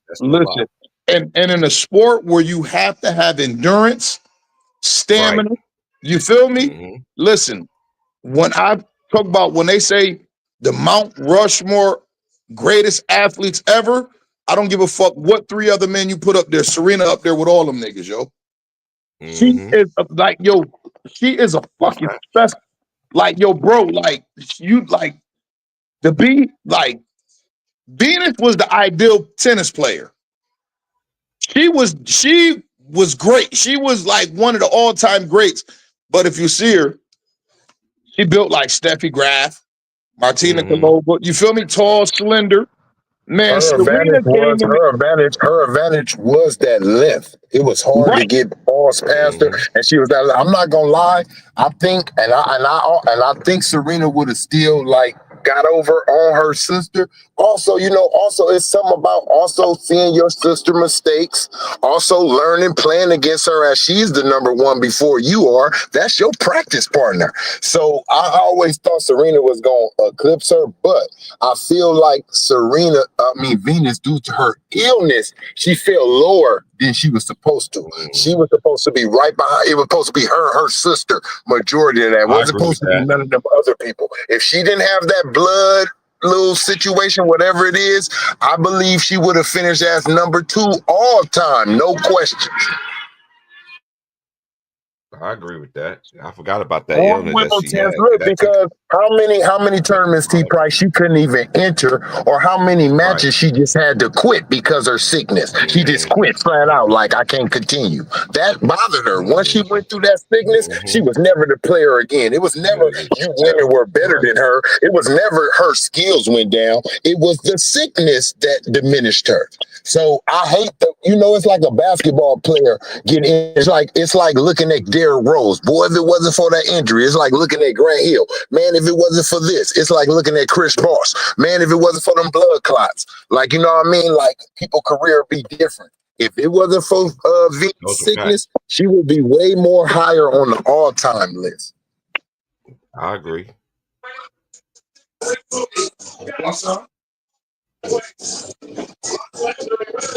They both came up under the same mentality, bro. You know what I mean? That's how I'm looking at it. They were both beating everybody else. It was just them. And then why did the sister fall out? Why did Venus fall out? Because everybody else got better than her and not Serena? No, her sickness. She Mhm. couldn't even get, when you can't put yourself in a tournament, you gotta forfeit ranks. So she's dropping Mhm. on the ranks because she's ain't in the US Open. She ain't in the French Right. Open. She ain't in Wimbledon. Yeah. So she's losing rank right there. And then she's rusty. She's trying to come back at the Mhm. top competition, right in there, getting herself right in there off her name. She can just say, yeah, I want to go to Wimbledon. And then she getting beat by these little rookies. Why? They got the endurance, the stamina up. It's rough. Sometimes she get, and when she really do have a good moment, when you see she ain't dealing with her sickness, she's always either in the final 4 or in the final. When she didn't have no issues with her blood, she was in the final 4 or the final. Mhm. I don't see the competition ever got better than her. She just was unfortunately battling something that was internal. Mhm. That's like Tiger. Look at Tiger, man. He's so good, bro. That's how you can tell certain things. Tiger's so good, even with this accident, bad back. I don't care if he wasn't up there in the high ranks. If Tiger Woods is in front of any of you young dudes that don't got nothing wrong with your back, that's at the peak at your prime, and he's in front of you guys at any of these Masters rounds, any of these Opens, that shows you how good he is. Like the advantage that y'all got, that this man had to break his back, this and that, like had to go through all these things. If it wasn't that, Tiger would still be beating dudes. He's that good. He'll still be winning US Open, still be beating dudes right now in his prime. I mean, in his older, like in his latter days, he'll still be beating dudes.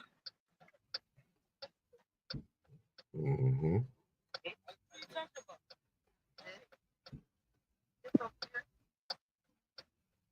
Why you grab the rebound with both hands? Yeah, I'm watching this little tournament that's going on right here on FS1. What's this tournament called? Cincinnati DePaul playing. It's called the College Basketball Crown. It's the first round. They got 2 games on, and then the next game is Oregon State versus UCF in the first round. And then you got Colorado and Villanova in the first round. And you got Tulane versus USC men's basketball team. And that's one thing I love about the tournament, though, too, because, when the tournament comes on, then United got these other little tournaments. They got the NIT. United got this one here called the college basketball crown. And then you can watch the One, Division 2. You can watch the hey, one Division question. 3. Go ahead. One question for you, T Price. Really for the whole panel. Like how all y'all feel on it, right? Just like T Price, like we had kind of, because it's the same thing, right? Remember when they came with the playing, right? And we was like Mhm. previous players like Dominique, whoever, great players that was in 9th, 10th place, they were just considered put out the playoffs, right? So that's why I'm not gonna Right. never rank. That's why I always remember who it is. If they're in the play-in, I rank them as not in the playoffs. Like, you know what I mean? How do y'all feel about, because we grew up in that time when it was 3 and out. You know, no game 7, it was 5. The best of 5. Mhm. How do y'all feel about that Mhm. ranking? By these players also having extra 2 games to play because Mhm. they didn't. You had to win the 3 games or it was a wrap. I think. Well, you go ahead. Well, for me, I go last. okay. No, for me personally, you cheapen the game like that. You know what I'm saying? So that means that we award teams just for losing, and why they still to me it should be 1-8. That's it, 3 and out. You know what I'm saying? It makes you play harder to get to the round. You hear what I'm saying? So we award. That's why, like for me, we award teams to be. So we award teams like 38 and 45, right?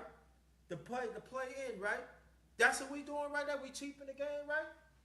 And then we not talking about to get to the best of 3, right?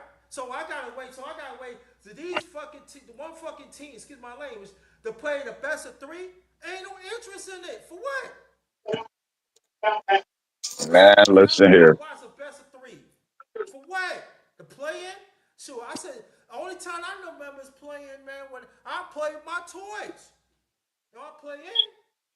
I Hey, yo, play that in to perfect that toy. You hear what I'm saying? Come on, I'm tired of bullshit, man. And I'm gonna talk more about that on my fucking channel too. Playing for what? I mean, like, come on, 37-45? That's Thirty-seven correct. forty-nine? For what? Hey, yo, Trey, I couldn't live out there where you was living at, bro. I couldn't even live down there where you living at, underrated. I couldn't do it, man. Swear to God, why man. not? The It's motherfuckers in beautiful VA, out shit. No, here. no. Listen. The reason why I said that, right? I usually get weed from like 3 different niggas, right?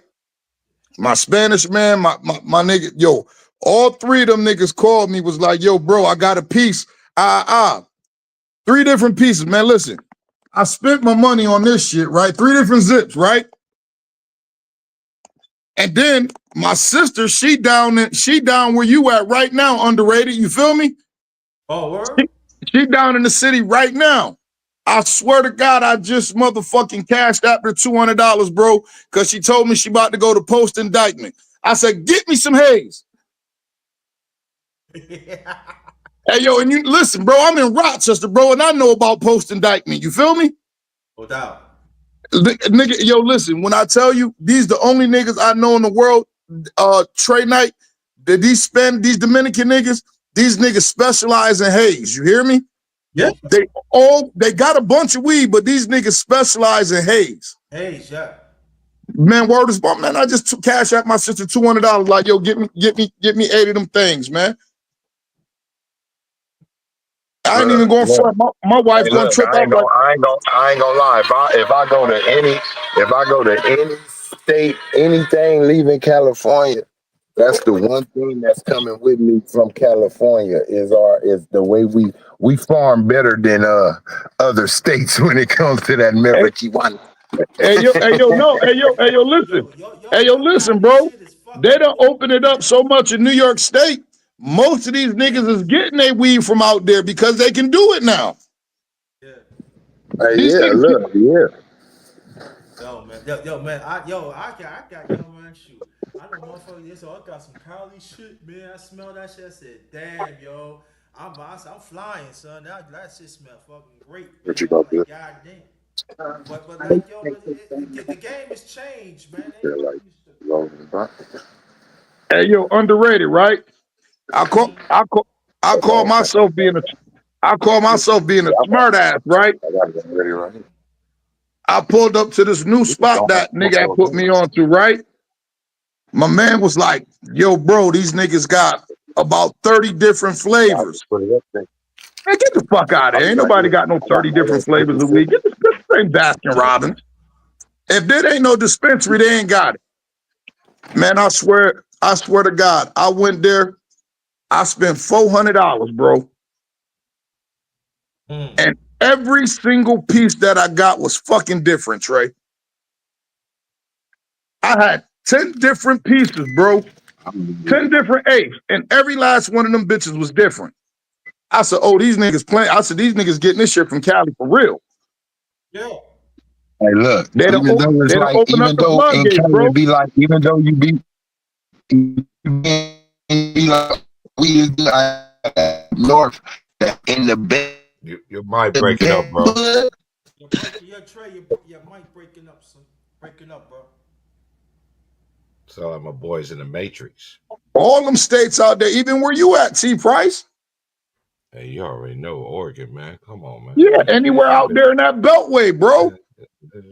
Shoot, man. Stop.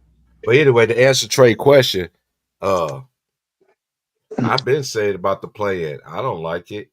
I know some people like to come aboard talking about they're gonna tank and everything. Man, they ain't gonna stop teams from taking anyway. Cause let me just prove this point right here. I see you, Trey. We gonna go the people that's in the play in right now, right?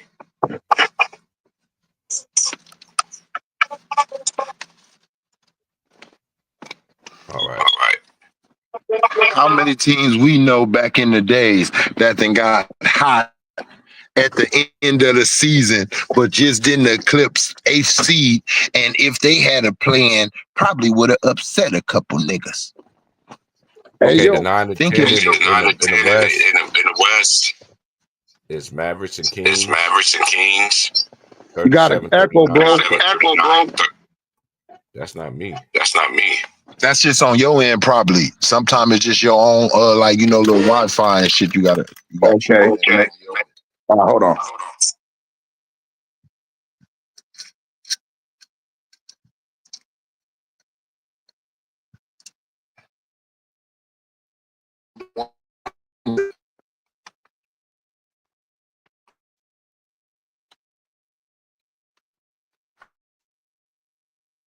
It must be for the money.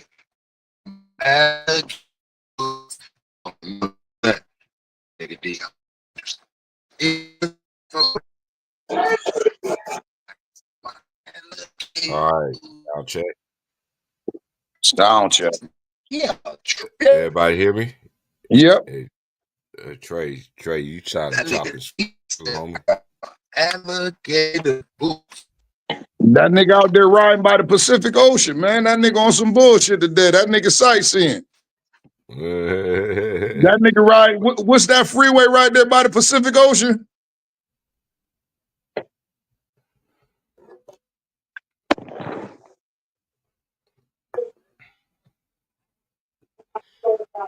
And then in the East, the 9 and 10 is 34 and 41 is the Heat, and the Bulls is 33 and 42. That's the 9-10 in the East. Bro, And but the hey, yo, West, T Price, if you even go up to the 7-8, them niggas is under 500. They horrible over there.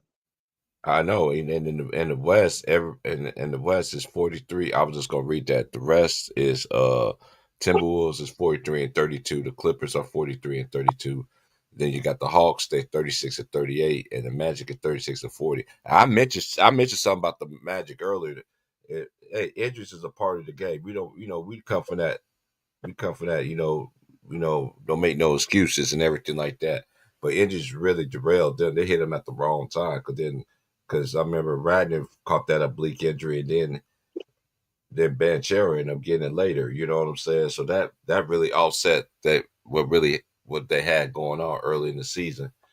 I know they back now, but that really derailed their season, in Hey, my opinion. can I say something? Speaking of the Orlando Go ahead. Magic, Brody, right after all this, right? Trey, you got an echo. He must be doing his car speaker. Yeah. Out of all that shit that popped off of Memphis, I swear to God, if I was Ja Morant, I'd be like, yo, trade me to Orlando. Let me go hook with Franz and Banchero because they fit each other timeline. They need that type of guard down in Orlando to become legit. Who was that? Ja Morant. Oh, I'm trying to get the fuck out of Memphis, and my first destination to be basketball wise will be the Orlando Magic. Oh, he goes to the Magic. That's a good fit to me. That's a good fit because you already got y'all, you look, we already know because we've been talking about the Magic a little bit. You know, I know I don't talk about the league like I used to, but I always told them that team was on the rise. But one thing they really they hit baked on is a guard that really fits what they want to do over there. You know, Man, because Suggs been. I like Jalen Suggs. He was hurt. I saw.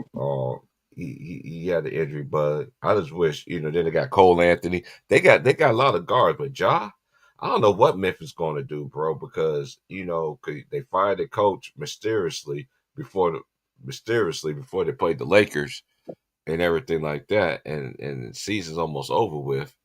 And so it's crazy, but to me, it's it's already watered down. They talking about look in season tournament. We already know, you know, they won the East season tournament. The Lakers won the East season tournament. It was bottles up, like close the doors kind of thing. Close the doors. think That's about this, bro. They fight the but only we coach. rewarded it. The They only rewarded coach. bad basketball. The only coach Ja Morant had that. The only coach he's familiar with. They fired this nigga, right? Ja said, man, That's true. Ja said, man, I was in my bed. He like, when my peoples called me like, yo, you seen the internet? He like, yo, what the fuck I done did now? He like, I'm thinking this about me. He said, then I'm like, whoa, they fired coach. Mhm. You feel me? Yeah, every coach and a player get into it, but it wasn't, I don't think it was that nigga Ja. I think it was more or less them other niggas. You feel me? Like them other niggas, because even Desmond Bain came out and said, yo, coach don't play defense. Coach don't shoot no jump shots. Why he getting blamed for it? You feel me? And him and Desmond Bain had just got into it. And then he like, coach don't shoot no jump shots. Coach don't play defense. Why he the scapegoat? He said something paraphrasing that. You know what I mean? So I said, yo, what the fuck is they doing? Now listen what they do. They replace him with interim coach, right? I don't even know this dude's name. Shout out to him though. You're getting your shot. You feel me? This dude didn't even coach at the highest level in Europe. They said he coached France B team. No prior NBA experience. And That's you bad just luck, like Ron. and you just ended up with a motherfucking job. You took over. Listen, bro. He taking over the 5th seed. It ain't like Memphis under 500. These niggas in the 5th seed and was up at the number 2 seed at one point. So you taking over this team, you putting the team in the hands of a nigga who has no coaching experience over here and didn't even coach at the highest level over in France. Mm. I said, boy, they trying to make this game international like a motherfucker. Mhm. I said, they trying to. I said, look they at the trying to. offense. Look at the offense they was running this year. I've been watching Grizzlies game. That's nothing like they don't even do pick and roll with they don't do pick and roll. They don't even have John going downhill. They don't. I'm just like, what's going on? I was looking all season like, what is going on? Man, I listen, never talked about that publicly, but you know what's fixing to happen, man. It's I get out know, and but lay down, man. They about to push these niggas right out the NBA, bro.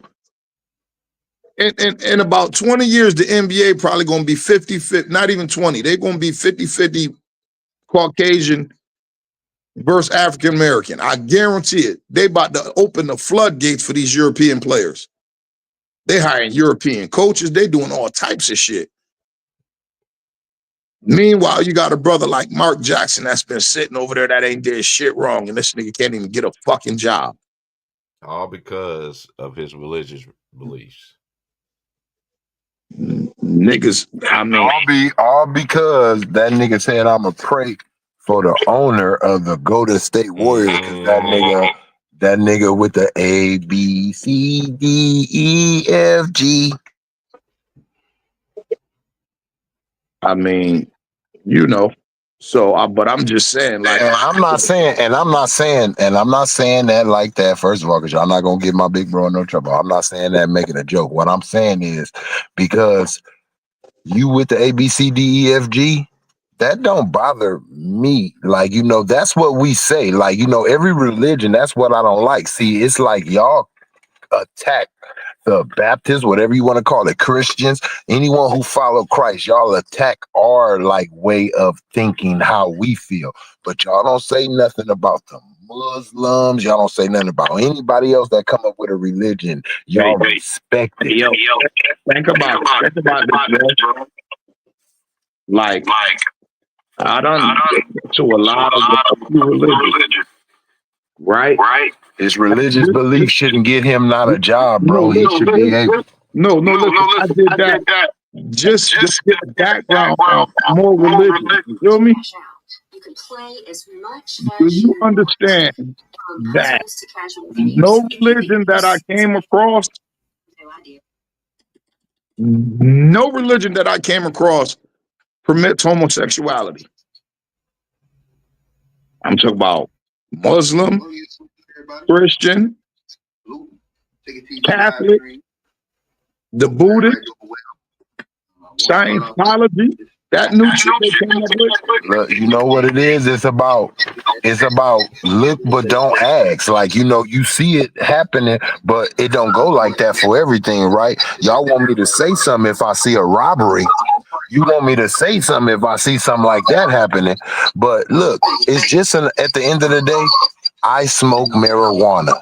I'm pretty sure it's a couple million people in the world that be look down on that. Guess what? I don't give a shit because what I smoke don't bother your lungs. So why the hell does it bother you? At the end of the day, if I say I don't get down with that, you shouldn't let that make you want to make a law to keep me from saying anything because, right, we never made a law. Think about it. Before it became all the way to this, Ron, you know what I'm saying? Way back in the days, even though it was taboo in certain people's households or in the world, it never was a law or something up there like you better not come in here if you're this. No matter what. So why is it laws about protecting that? Like to this day, if you really look at it, we after everything that, and I'm not trying to go back to this, us black people, I'm just saying anybody. You can go to Hispanics when it came to working in the fields and all that when they was doing farming. Why is it any laws though? I'm really meaning for us to where it's like you better not say like why wasn't never a law other than us saying it? Like you better not say nigga. Like why is that not in the law? Like if you say nigga, that's like something. But if I go out right now and call a dude who or anyone who likes the same sex, if I call him that F word or something like, you know, the Q word, that's offensive and I'm gonna get in trouble. They can call the police. But I can't call the police if they just call me the N word. See, shit like that makes me not feel bad for nobody.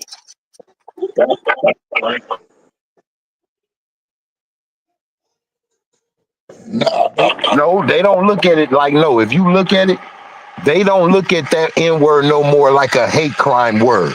The way that word is used now, how they say we done made it so comfortable, you can just be talking and be another race and be like, look, my nigga, and ain't nobody gonna be like, whoa. As long as you a little bit a part of the hip hop scene or something like that, or some black person is around you, you get a pass. But I don't get a pass. No one gets a pass if they say that F, that Q word, like for that certain gender, the people that does that is no pass. They can get offended if they just hear me say that. If they just hear me say that, that can be a big ass problem. I don't even have to say it to any of them. We got to think about this. Who's really getting the last? Who was it? Paula Dean, right? Paula Dean got canceled for the N word, right? Paula Dean.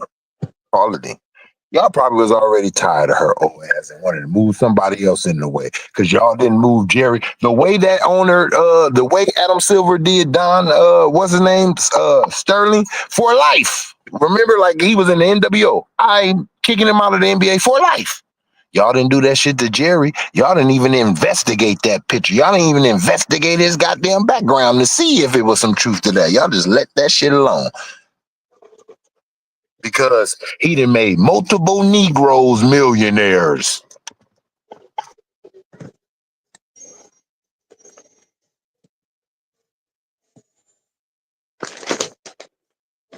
You know how that shit go, bro. I feel like this, bro. Like, look, jokes, right? Remember back just in the 90s. It could be 25 years ago. I don't care. You can go out there and say jokes about Chinese people, black people, white people, and everything else. And back in the days, you could say something about that ABCDEFG group. Now you can't say nothing. You know, even Dave Chappelle do it, but it's at a cost. It's at a kind of cost when he does it. It's controversial now when he's just up there doing jokes. Basically, stand-ups used to be able to say what we say in our private homes. We all knew that the stand-up was just saying what you probably thought in your privacy. But he's the comedian. He can get away with it. Now, no, you can't. It's too damn sensitive, man. I feel like, hey, man, I don't care what you say about me, bruh. Just don't put your damn hands on me or really try to come at me. Pretty much. That's all. I don't care about what people say, man. Come on, man. People say shit about everybody, bro. We got to get off of this making laws, though, to where I can't even say my opinion. That's Hey, the niggas gotta that's the say concept. this. I forgot to say this. Look to everybody. Hey, man, you got me on speakerphone? Because you sound like you got me on speaker. But anyway, but salute to everybody. Y'all continue to hit that like button. We just having a conversation, man. Salute to everybody once again, man. I just want everybody to continue to hit the like button. We still cooking, man. I still got a little bit of time, man. So, hey.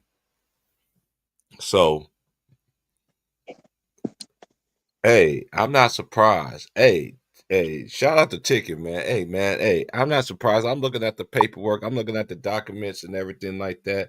And for years, y'all fanboys always been saying stuff about Michael Jordan, his kids, Mike, even though his kids are grown men, are grown, and y'all want to talk about Magic Johnson, his kids, y'all want to say this, y'all want to say that, but fanboys, y'all time fast approaching.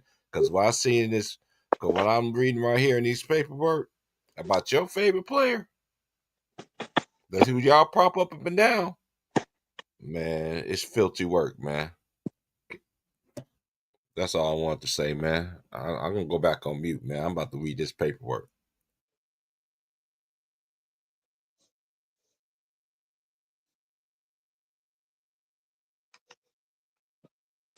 Look, ain't no saving nobody.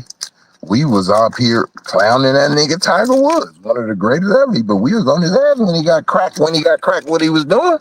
Shit, he was getting clowned too by his own people, by everybody. Shit, nigga, we were talking about that nigga. That nigga wasn't just stroking them 18 holes on the tennis on the golf court. That nigga was stroking holes, man. You don't think that man took a hit? Now I'm gonna tell you, he was as close as perfect could get to. Him, everybody, Mike, all these dudes, Magic, Kobe, all these dudes. Ain't nobody perfect. That's why when T Price say it's gonna come out, I don't know if it's this year, next year, 10 years from now. We gonna hear something. We thought Lance Armstrong was cool.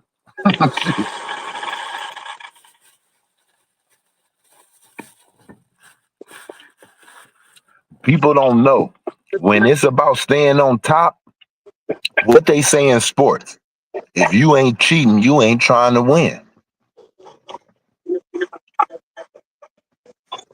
Now everybody cheat different, but I'm just saying, if you ain't cheating, you ain't trying to win. Kobe used to cheat by telling niggas, hey, don't go work out. What you want to do? Look, you told Tracy McGrady, what you want to go to the gym for? That's stupid. But he went, look, I'm trying to cheat, nigga. I'm wait one day up ahead of you.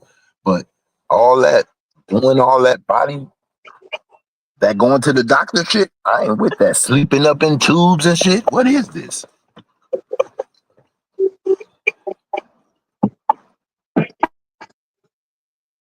Ron Tom, nigga up in a hyperbolic chamber. Only nigga I've heard you that was MJ, was Michael Jackson. Hey, look, nigga, I don't know if you familiar with Dragon Ball Z, but a nigga in a hyperbolic chamber trying to hurry up and cheat and go up to Super Saiyan 5. Right. Absolutely. You trying to speed up the process. Exactly, bro. And everything, though. Not just your workout, not just your endurance, not just your muscle, but also with your team building, with your coaching. Like, No, could you imagine? Could you imagine? Why Could you can't get imagine? a Could you regular bread? imagine? And look, nigga couldn't even trade. Look, could you imagine? The Chicago Bulls wasn't stupid to trade Phil Jackson or just get rid of him. They waited till they got the best out his ass. Huh?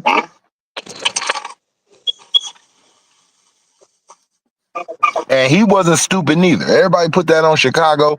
Look, Phil wasn't stupid. He could have left after the first 3.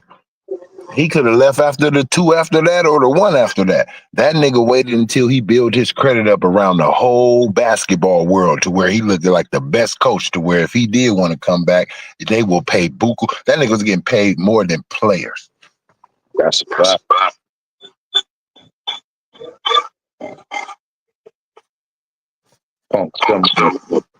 At the end of the day, everybody want credit, and I'm gonna say this. Yes, Michael Jordan did his thing, but we can't deny that Krause, they were drafting their ass off. Yeah, like I don't like that's something that never come up. Like will never come up because Scotty never get his just due. Like I'm telling niggas, like, yo, niggas talk about top 5 small forwards ever. I'm like, nigga, Scotty's in spades, motherfucker. I said, I don't give a fuck if you put LeBron, Kevin Durant, and Larry Bird before him. I said, that's about it.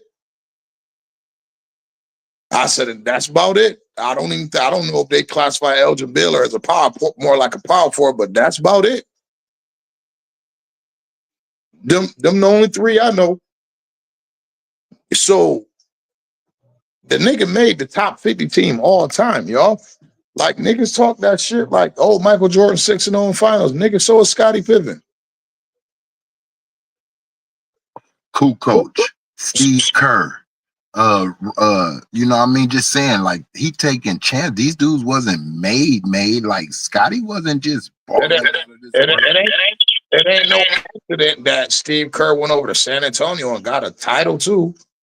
Like, and played a part in that shit.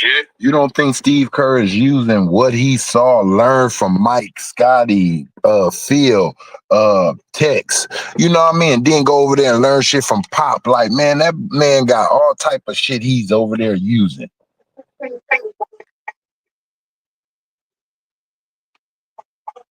I'm not gonna lie, it should be more retired. I know they don't want it because they see how, you know, the blame, the media go, and they probably don't want the problems. They probably don't want the travel because it's the same as a player. But I wouldn't mind seeing more retired players, you know, like ex-players being coaches, bro, in coaching positions. That's Isaiah Thomas, bro, should still be in there as a head coach. What's his name? What's the dude name who won it? Damn, I forget. Damn, man, Avery Johnson, bro, should still be in there as a head coach. But you know that's what they call this new evolution shit. They figure that these niggas know old school basketball. You feel me? They want these new niggas. How he said it in what's my movie? School Days. He said, "Oh, you one of them old college educated niggas, huh?" Remember when Samuel Jackson was talking to them niggas in Kentucky Fried Chicken when he asked them for the salt? You're like, nigga, what you think? Look, that's what they don't like. Because look, if you get that ex-player who has won championships, who is somebody, guess what? That player can't come in here talking to him crazy. You feel me? He ain't going for it. You know, he got that back. They didn't want those coaches in there, that too many coaches that had that Pat Riley. That's why Pat Riley ain't on the bench. That's why he went to the office where he can hear about the firings and all that shit. He ain't stupid. Like I said, I'm going to the office where I know y'all really conducting the moves. Cause look, wasn't it Jerry Salone? He should have been able to leave on his own accord, not cause some young ass Darren Williams got on his nerve.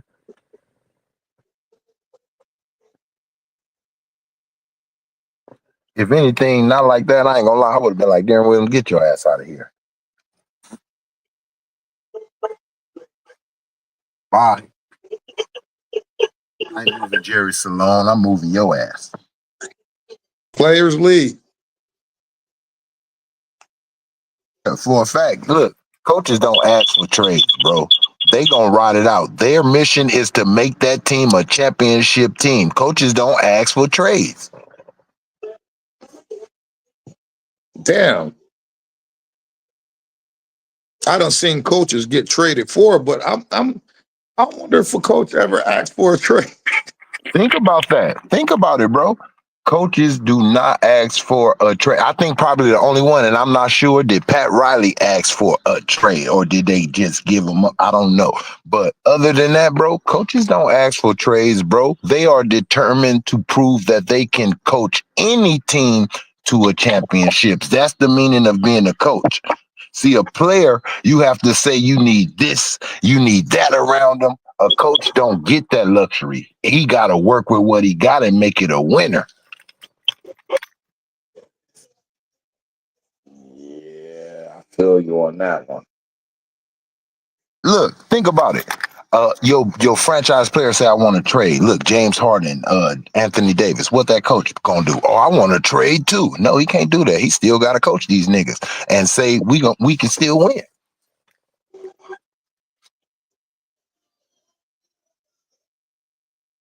Yeah, that's crazy. Coaches are dispensable now. I remember when coaches was looked at as just as if they were coaching good, like they were really good for business, man, they don't care who coming up there complaining. You see what Pat Riley did for Eric Spoelstra, nigga, with Miami. Like, no, bro, he's not a bad coach. It's you. You need to click with him. It's not him. He's trying to click with you. I'm definitely You mad because he's asking. This the thing that makes LeBron an asshole to coaches. He never does what that first coach asked him to do. When he get the next coach, then he does the shit. Same thing that Darvin Ham wanted to do, he doing with JJ. Same thing that the coach that took him to the finals when he lost Kyrie Irving and Kevin Love, he do the shit with Ty Lue instead of that coach. Like, man, this coach took you to the finals too. What's the goddamn difference? Like, why you can't listen to him when he tell you play defense and play hard and aggressive? Because you don't know his background? You don't know it? That's a damn shame. Yeah, that's it. Who was Phil Jackson? If you Phil Jackson was nobody when he was coming in to coach Mike. You know what it was? Mike gave him a chance. He came in there. Mike listened to him. He seen the man philosophy, listening to text. He was like, shit, this shit probably will work. He didn't like it, but he was like, let me give it a chance. And when he seen the shit turned out to wins, he said, let's go with it. Yo, bro, the Knicks coaching in the NBA prior to that. Exactly. The nigga was a damn bullshit college coach. He was coaching the CBA. Come on, man. Come on. And the nigga wasn't even he wasn't even a great NBA player coach. He got his championship on the bench. For the Knicks. Yeah, for the Knicks. Like, just saying, like, and that's for anybody who want to understand, like, why did the Knicks like hire him, have a tie to him? That's they tie to him right there. Yeah, he was on the championship team with Willis Reed. Yeah, just saying, like, you gotta, it was mostly, they always said, look what they said. They never said the coach has to buy in to the player system. They always said the player has to, when I was growing up, they always said the player has to buy in into the coach system. That's what I was told. But these coaches ain't even allowed to coach. When you look at the games, you can tell these coaches ain't coaching because every team looked the same. 3 layup, flop into a layup and one. Like, it's all the same. Fast break, shoot the 3. Phil Jackson. Nigga. Kobe and Shaq for the time. Phil Jackson was so smart of a coach and could see the future. What he say right there in the game with Boston when he was going against Doc. This team will get his game up to us. All we got to do is keep it close.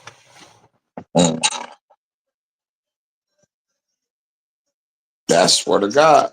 And I tell people, I said, yo, I said the triangle offense was fucking Tex Winters. I said, it's a variation of the Princeton. I said, it's Tex Winters put the offense in. I said, Phil Jackson just really actually just oversee the team. He got to know his personnel. see who he could put. He was great. He was a great person, like people person. Yeah, of course he knew basketball. Phil Jackson was more of the philosophy nigga. He knew how to man like your ego. Like, you know, he made Mike who knew he was up here and better than every fucking body else. He knew how to be like, even though you know that shit, don't act like it. You still gotta treat them like your equals, bro. Like you will see how your teammates play when you treat them with respect, like they're like you, like you know what I mean. Trust them, and that changed Mike. And it's the same with Kobe. When Kobe lost, he didn't know what he had when he had it. When he lost him, you heard what Jeannie said. Kobe ran a Phil Jackson play when he wasn't even a coach, and she was like, "Oh my God, he missed Phil." This motherfucker missed Phil. She was like, this motherfucker missed Phil. He running a Phil Jackson play. And he understood it. Why you think Kobe, who he never assaulted back after everybody when Charles Barkley got at him about the game not shooting, went on their show. That nigga Phil Jackson wrote a book about this nigga. And you know what? Kobe knew what he was doing in some of those comments, and he knew he was telling the truth in some of those comments. Because you know why? He was talking to both. Hey, Mike, I bet you, Mike, did Phil say this shit about you, man? Yeah, he ain't writing no book, but yeah, motherfucker did say that shit to me. You know, he said the difference between Mike and Kobe is Mike really learned when to take the game over. He didn't break out of the triangle as much as Kobe. He stayed. Yeah, he really stayed the course. You know what I mean? Like, if you really look at it, yeah, Mike scored easily more than, you know what I mean? He scored easily, like, you know, easily more than Kobe. He didn't take no, like, hard shots. Kobe took more difficult shots. That's why I will say it's not a smart thing, but kind of like when Paul George said that was a bad shot from Damian Lillard. It's like, yeah, that's a bad shot for most. Like, but you got those one few players, you can't say that shit when they shoot it. You can't say that's a bad shot for them. And that's how I look at it with Kobe. If you looking at a player to make some shit that you don't think supposed to be made, Kobe Bryant gonna make that shit more than anybody else. And then, like you said, like you said, and Kobe was more skilled than Mike. You feel me? He was. When you work with less and can do as much, that's more skill. You had to put more skill on it. Kobe didn't have a vertical. He didn't have the strength. He didn't have the body shape as Mike or LeBron. So what he had to do, he really had to learn how to make space and footwork, how to create. Like, instead of him being able to say, I can muscle this dude. Even if he was taller than you, was he stronger than you? Mike and LeBron got both things over niggas most of the time. The only person that Mike had a problem with on bullying was Mitch Richmond. And that was just for a moment until Mike bulked up. Yeah, and the crazy part about it, like I tell people, I say, the motherfucker, man, the difference between the two, when Phil Jackson got the Mike, they had already anointed Mike the best player in the league. You feel me? Mike knew he was the best player in the league by the time Phil Jackson. Now it was about winning titles. You feel me? So Mike was more acceptable of the critique and the listening. And let's try this. You tried this for 8 years and you scoring 38 points a game, and that's not winning. But let's try this. We'll bring it down to 30. You get your teammates involved. It showed. Phil didn't get that type Kobe till the second time he came back. When he got his first Kobe, it was like, this fucking kid is 21. This kid is just trying to assert himself in the NBA. This kid is probably the best player in the NBA. Y'all just don't know it. This motherfucker here is crazy, and I understand what he's talking about, but he has an entity over here that I would even make Michael Jordan. You know what?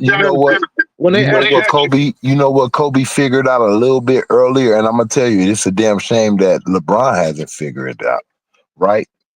And I think Mike figured it out. At first, when Mike came in, he was battling, like his early years before he got Phil, right?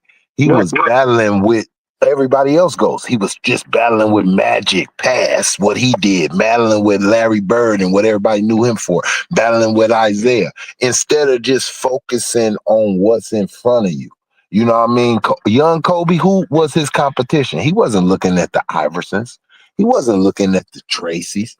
He was already eyes on Jordan. When you have to topple your competition before you start looking at that guy. Hey yo, they just it's crazy because like the motherfucking Reggie Miller was just doing he was just doing the All the Smoke podcast, and Matt Barnes was talking to him, and he was talking about the caramel cat. He said, Joe, I remember we came in, we was at something together, da-da-da. He like, yo, he asked me about footwork, spacing, how do I do this against Mike, what worked against Mike? He said, and I just took it as, you know, that's Jelly Bean, ambitious ass son. You feel me? But he said, but he's absorbing everything. He told me, he said, then he asked me about my step back. You feel me? He said, now I'm telling this kid all this shit about defending Mike, how to create space about against Mike, what's the best thing to do when Mike doing this and that. He said, and this kid absorbing all that. He said, fast forward 3 years later, we in the NBA finals. He said, and everything I showed this motherfucker, he hit us with. He said, and I was like, God damn. Yeah, that between the legs step back shot. He like real quick, like learned it like a student of the game. But who didn't he go to? Like when you look at Kobe, you see Kobe talking to the Oscars, the Magics, the Jordans. He talked to the Docs. He wanted to know the Larry Birds. Like, hey, what was you thinking in that moment? Why did you shoot that like that? Like what? Like he wanted to know all that. I told niggas, Kobe was so nice, bro. I said, one of the underrated parts of his game was one of the really parts of his game. Look, I said, hold on. I said, if y'all watching basketball, I said, that motherfucker asshole. Who leads the league in all-time assists, Ron Teasy? As a shooting guard, who's the all-time leading shooting guard in assists to this day? With all these shooting guards with this triple-double, look, James Harden for about 10 years straight, triple-double, double-digit assists. He still ain't passed Kobe yet in assist as the shooting guard. No. So that's why I say, where's this myth of hot dog? Y'all gotta think. How is Kobe a hot dog? Because he only had Shaq he ain't have Shaq as long as he didn't have Shaq. He had more years without Shaq. So that shows you that he was still assisting the ball. You just didn't seem like it. A lot of times Kobe already had 30 in the third quarter. All he got to do is assist to people. It's simple as this, right? Yeah. If they moved Kobe to point guard, Kobe would have led the league in assists. He showed us. He showed us when he lost Steve Nash. He showed us when he lost Steve Nash and averaged a triple-double. But his passing is so underrated. Him and Mike's, because you know what? Their scoring was so amazing. You didn't pay attention to how they assist the ball because you felt like, that's an easy assist because, they were double teamed. No. Do you know how hard it is to pass out of some of those double teams? And they talking about a nigga with handles? Man, and that's what I say about LeBron too. When you look at young players, right? You look at the adaptation, right? Iverson, right? T-Mac, Kobe, Vince, those niggas had like a little dribble to them, Grant Hill, like they younger years. They had a dribble to get past you. And I'm not talking about just I'm quicker than you. Boom, it's an explosion. See, to me, that's what LeBron had. LeBron had I'm bigger than you and an explosive, like boom off his one leg, like boom, like, I'm in front of you now. I can jump over you. But Kobe and them, they were crossing niggas over, spin moving, losing niggas. Like it was a difference. I guarantee you right now, it's not that much film of LeBron losing niggas in dribbles. Like like LeBron looking at you like, like no, he ain't got that type. Go to early Kobe, Afro Kobe Whitney came in bald head like Mike. Those were crossovers. Make you look stupid. Skip to my Lou generation, Nick, like time. Like, them niggas was, making you get off of the camera. The damn cameraman, like, shit, he crossed me over, shit. Listen. Hey, yo, this filling the coffee right here, as far as his handle. The nigga went to Rucker Park, EBC, Thank you, and bro. they deemed that nigga the Lord of the Rings. Bro. Hey, yo, the one nigga Who played a started that? one-on-one. Who made that a thing? This to show you how much of a student Kobe is. Who was the first NBA player to go Dr. set J. that? Thank you, bro. And then look, after Kobe did it, who did it next? I mean, if you had all of New York Look, City greats do it. Look, KD No, took it to listen, the hold on. Rucker. Hey, yo, but you had back in them 70s, bro, all the players that was Oh coming no, out of I New know York, I know all the players, but I'm just like saying as the Tiny ones that Hawkins and I'm all saying them, like but I'm talking about and like Stephon Marbury. yeah, I was just speaking as in like all time greats as we look at them from street to No, school. Like as far as the greats, when Kobe went there, I can't remember who the nigga said he was playing a one-on-one, and he was just like, "Yo, that shit in the video game that he do." He like, "Yo, that shit is real, y'all." He like, "Yo, that shit is real." Like, "Yo, that nigga wicked." Like, "Yo, we never knew son was that nigga street ball nice, yo." He not just NBA, he's street ball nice. That nigga got, man, listen. Look, even remember when they had the strike, him and James. Look, he went right. He was out here playing in the And the league Drew out League. here in the Drew League, bro. Yeah. Hey, come on, hey, yo, and that's They what was I'm about letting to say. niggas know this shit for real. This shit for real, my nigga. Like, man, I told nigga, like, when you hear niggas like New York legend niggas like Skip to Malou, like Starberry, and all these niggas, and when them niggas like, oh, Kobe performance, oh yeah, oh nah, son went nuts. He went nuts at the Rucker. And he came to show niggas like, all you and one niggas talking that shit, I'm about to do you niggas filthy. Doing y'all shit. That nigga Alamo said, oh, he is real. The Black Widow said, he is real. That boy there is different. He got it. Yeah, he is. Yep, street baller. That nigga grew up in the parks. Yep. Mm-hmm. We didn't know he was that nice. He nice, yo. Y'all tell me he got that NBA game and he got this shit with him? Man, that nigga can ball on any platform, anytime, that nigga nice. And just the utter disrespect that he get, like that shit is crazy. I'd be like, yo, you niggas must really didn't watch basketball. Did y'all watch this dude on the court? Yo, this nigga was cold. Like, this nigga got a whole lifestyle about him, man. I'm talking about all the fucking greats in their profession, whether it's Wall Street, whether it's tennis, whether it's like, yo, that Nike commercial that's so ill, it had everybody from the top of their profession in that commercial.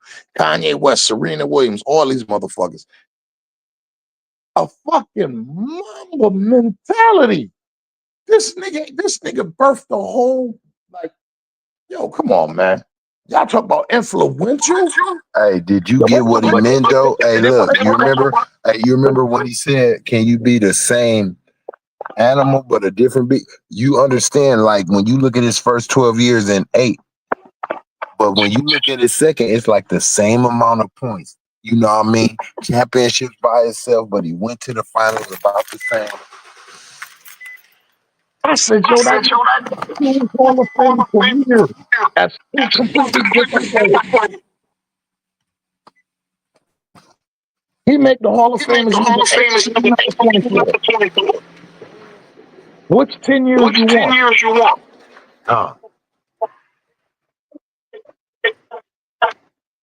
Which ones you want? Because all of them is Hall of Fame. Vote for that nigga in each jersey number. He a Hall of Famer. Right. First ballot. So, like I say this, what have they seen from anybody who's played in this NBA game to not put this nigga on the same level of that? Like, this nigga was like, come on, my nigga. Michael Jordan was at this nigga funeral crying.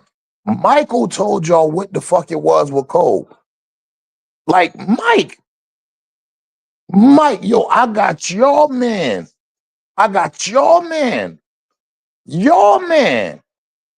2008, look it up. It's documented. 2008, LeBron James was calling Kobe Bryant the best player in the world in the Olympics. He is the best player in the world. Why they act like he didn't have a run? Why they acting like he didn't have like a decade run as the best player in the league? Because he had became the best player in the league wearing number 8. Everybody knew he was the best player in the league, especially by the 3rd championship. They knew he was the best player in the league. All his peers knew that because they all got that work. And then number 24, I mean, goddamn, that nigga went to 3 straight finals. That nigga was in the finals in 2010. That nigga was saving the United States in the Olympics in 2008. That same team that LeBron and D Wade and Carmelo and Chris Paul and all them niggas played on. Who won that fucking game? Who beat Spain? I'm gonna tell you who. Bob Costa said it's the star. Krzyzewski has went to his star amongst the stars. And boy, goddamn it, did Mr. Bryant deliver. That nigga went and saved USA basketball. And guess why they was losing in 04 and all that? Because guess what? He wasn't on the fucking teams.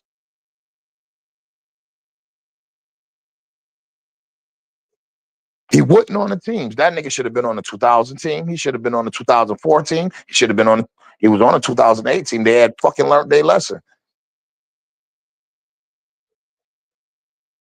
Had the bullshit going on, stopped him from going to the Olympics.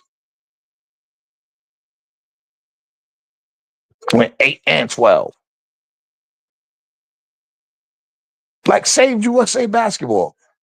They had to call it the Redeem Team. He went out there and redeemed USA basketball, y'all. Not LeBron. Not LeBron. It was the Black fucking Mamba. That nigga went out there and saved USA basketball single-handedly.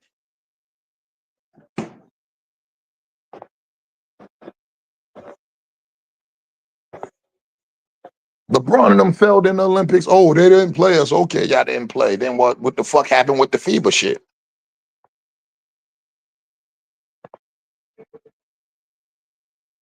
They sent that nigga to save USA basketball. Challenge accepted. Challenge conquered. Mamba out. Niggas gonna talk that shit, talk that shit. Oh, LeBron this. Oh, LeBron that. LeBron this. Yeah, okay. I won't knock him. But he wasn't fucking with that guy. Not too many was fucking with that guy. Disrespectful ass motherfuckers.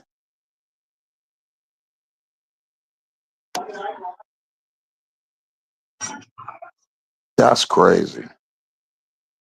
Yeah, that's crazy. I heard y'all cooking, man. But what I always said, Ron Time, on Ticket Channel, I said, name a 10-year run that's better than Kobe Bryant. What he did in the 2000s, acting like this dude wasn't. Oh, he was inefficient. And man, stop with this inefficient stuff. Before Kobe broke down, that's when he became inefficient. And those are facts. When he was at the top of his pecs, look at that 10-year run that he did in the 2000s. And they're going to tell me this dude is not one of them, man. Y'all just need to stop this stuff, man. I've been trying to tell y'all that.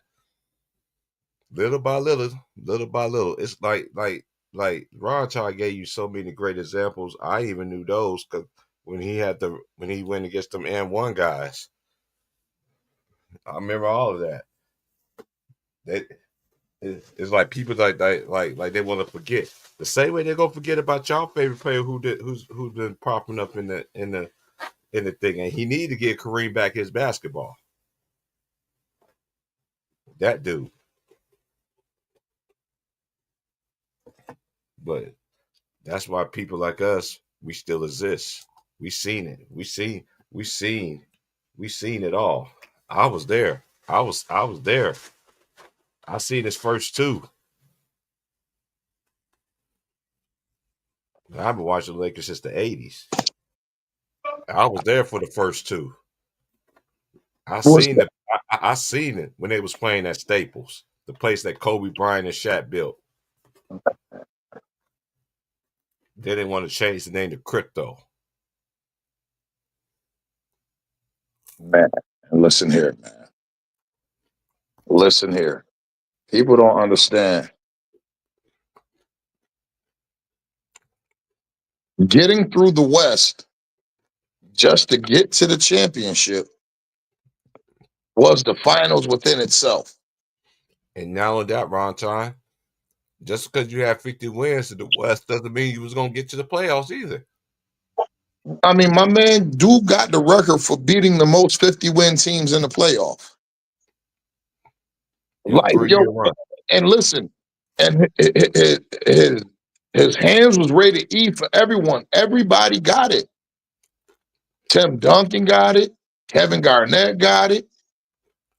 You feel me? Like everybody, Chris Webber, he got it. Dirk got it, but Dirk Dirk, didn't you got it. Mm-hmm. You feel me? Like they all had to get it. They all had. I had to go through all. Ray, when he was at Supersonics, when he was at the Seattle Supersonics. I had to go through all that shit just to get here, y'all. Mm-hmm. All that shit I just named, I had to go through all that shit and look up what I averaged. I said, nigga, look what Kobe averaged against the Spurs. Nigga averaged 36. Mm-hmm. Look what he averaged against the fucking Kings. Mm-hmm. And next, what they said, he said, man, the mismatch was so unbalanced between Shaq and the East Coast defender. Phil would reel me in and let Shaq go off after I just carried us through the West. Mm-hmm. That's why he don't got no finals MVPs, because Phil Jackson had him detained, y'all. Phil Jackson told y'all, I had Kobe boxed in, y'all. I had him boxed in. By the time I got him the second time, he understood the assignment. He knew he had the. I'm not about to go ask for a super team. I'm not going nowhere. I'm not about to do none of that shit. I'm not going nowhere with nobody else at. What? I just want to be a competitor. Once we competitive, I'll take care of the rest. I said, bro, look at the niggas that they groomed, bro. That play integral parts in his chips. Jordan Farmar, Sasha Vujacic, Mm-hmm. Andy Brown.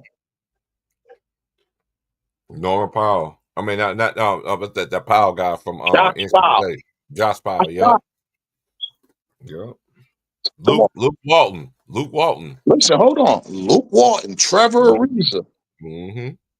These the young boys that he groomed like that. Yeah. I'm about to go get it with these niggas.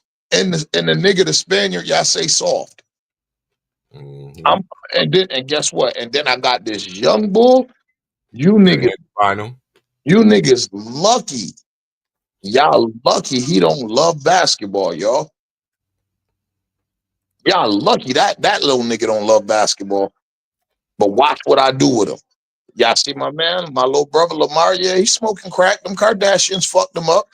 He doing all that shit, but watch what I do with him. Mm-hmm. Trevor gone? Oh, the wildest nigga in the league, Ron Artest, the nigga I said can't nobody, okay, come over here, watch what I do with him. I'm gonna lead all this combustible shit. Niggas that we They grown. started like to disrespect Kobe too. Right? Ron Artest say Kobe in Game 7. I'm like, dude, you could clearly see if you watch that whole series 1 through 6. Kobe carried them Lakers, bro. Like Kobe was hidden, but everybody played. You know how the Lakers play. Everybody played parts very well. Kobe ran out of gas in Game 7. Game 7 was, but he did the other stuff though. He did the rebounds. He got the rebounds. He got them assists. He did other things to affect the game. The nigga shot. They loaded up. The nigga shot awful, right? He was 24, right? Mm-hmm. If you remember, Kobe Bryant hit the game, the two shots in a row in the fourth quarter, the one to tie the game and the one to put us up. That Oh, was he did. 6 shots. He had made 4 shots until then, and some free throws. You feel me? But y'all fail to realize this nigga grabbed 16 rebounds.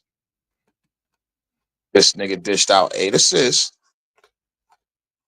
and he hit the shot that put us up when Attica we was trailing damn near that whole game. Yeah, I remember. That nigga rebounded and shit. That nigga grabbed 16 boards from the 2 guard spot. I'm gonna impact the game other ways, even if my scoring ain't it for me tonight. I never forget that time because that was like, because when they was going at it, I was getting ready to was getting ready to, because I was out here the first time. You know, when I was out here, I was getting ready to move out here and everything like that the very first time when I was out on the West Coast, man. When I was out there in Tacoma. Yeah, but man, what's needing not to be explained, that's why I don't understand, like that's why I want to come up with that show. I came with that idea of you can't rewrite basketball history, because how you not gonna mention the Lakers without mentioning George Mikan? How you not gonna mention that? Hey yo, can I tell just something like you just Yeah. respond to what you said, bro? And the difference in between the 2 plays and between y'all talking about that motherfucker. Kobe directed the play. He passed the ball to Ron Artest himself. Mm-hmm. He put Ron in the corner and said, "You gonna shoot this bitch." Ron said, "I couldn't believe it. He passed me the ball. Kobe passed me the ball." He said, "I had to make it. Kobe passed me the ball. I gotta make it. Mm-hmm. Make it." What was the difference with Ray Allen? It was a fucking lucky tip, bitch, that got them that fucking win. Mm-hmm. Kobe orchestrated his game winner. He got the assist on that. Those are facts. So that's the difference of people saying, "Oh, Ron Artest saved Kobe." Oh no, Kobe actually, yeah, he did. He saved Kobe with Kobe's blessing, huh? You're gonna save me. The right play say, "I'm not gonna force the shot. You about to take this bitch." And guess what, Ron? You gonna hit it. Why? Because you my man. I fucks with you like that. Then it I won't be know so. you gonna hit that bitch. I know how you ever heard this one though too. That Paul Gasol should have got Finals MVP. Look. Okay, y'all can try there and say it kind of how many ways. If you didn't watch that Finals and literally understand it at that moment and that time, then y'all comments are so invalid. Bro, Kobe averaged 26, Paul averaged 19. I don't know. We did ride Paul. We did ride Paul game 7 when Yeah, Kobe. yeah, We yep. changed. We Not went at all. to the post as we Mm-hmm. should have. Paul delivered. Great job, Robin. Great job. Mm-hmm. You did what I was supposed to do. While Batman got all the attention, you go kick ass. When you said, "Oh, Ricky Rubio retired from mental," shout out to Ricky Rubio. Hey, Rubio is like a straight pure point guard, man. It's just sad that, you know what I'm saying. I always respect the players from overseas and all that stuff, but it's just unfortunate. Everybody go through mental stuff, man. Because stuff that I went through, people be thinking, man, you should be getting checked. Man, I ain't need nothing. 'Cause I still got my mental. I still got my head. I still got the right people in my corner. I got so many things that I don't even let myself to get like that. But you never know what somebody's going through. But at the same time, get well though, man. Be a man. Take care of your business, man. I don't know what nobody's going through. That's why I understand all these pranks that I've been seeing on TikTok and all this other stuff on YouTube. Dude, you don't know what somebody's going through at that moment, at that point, at that time. You do stupid things, you get stupid prizes. That's what they always said. Play stupid games, win stupid prizes. And that one prize you ain't gonna come back from. I've seen it happen too many times, and everybody be I'm just reading the comments. These youngers be like, "Oh, you got that old head. He's scared and all this." Like, okay, y'all gonna mess with the wrong one day. I ain't got nothing to lose. Then you got some people that let you know, like, hey, I ain't got time for this nonsense. Because if I go in, it's gonna go in something that I want to do. I'm not jeopardizing my family or anything to get in that stupidness. And I consider, and young people, y'all find that as a weak moment. That man, that male and that female, they're not being weak. They're letting you know. But they ain't gonna crash out you. They're gonna let you make it. But trust and believe. If it was any other day and their situation was different, you've been dealt. You've been dealt with. And those are facts. So y'all gotta stop this nonsense, man. But y'all ain't gonna stop that nonsense because that's what the world wants. It wants a lot of negativity. They like a lot of backbiting. They like that negative stuff, all the positive stuff, all the positive things. They don't even have. I remember even growing up on the news. The news still the same way. The last 2 or 3 minutes of the news, they want to do a little special moment that somebody did. They do it every night. It's been like that since I was a kid. But everything else is about destruction, destruction, destruction, destruction. We ain't gonna be here always, y'all. But you want to leave it better than the way you left it. And ever since Jay Reed got it, it's just a fact. They come out, he held the lead down. Okay, he held the lead down, but he destroyed it too. He destroyed everything. Everything.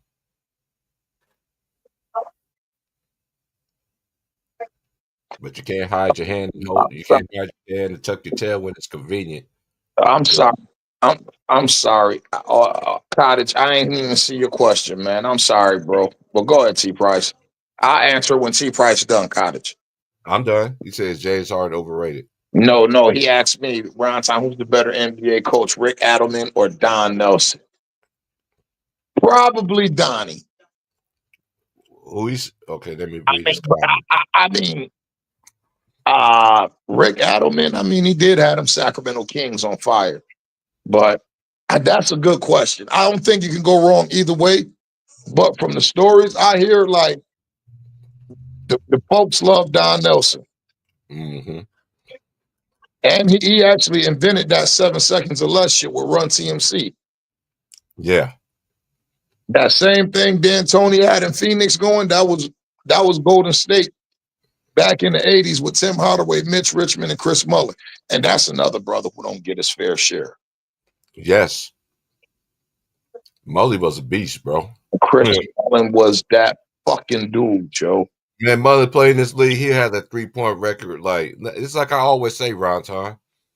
Look at all these great shooters, right? That's why it's like they want to get Steph the greatest shooter. I don't agree with that because it's just too many other great people that they just leave it out of it. I understand he got the record. I get all that, but you can't just forget everybody else. Yo, that motherfucker Tim Hardaway said, I watched that motherfucker shoot for 2 hours straight. He didn't miss a shot. Mm-hmm.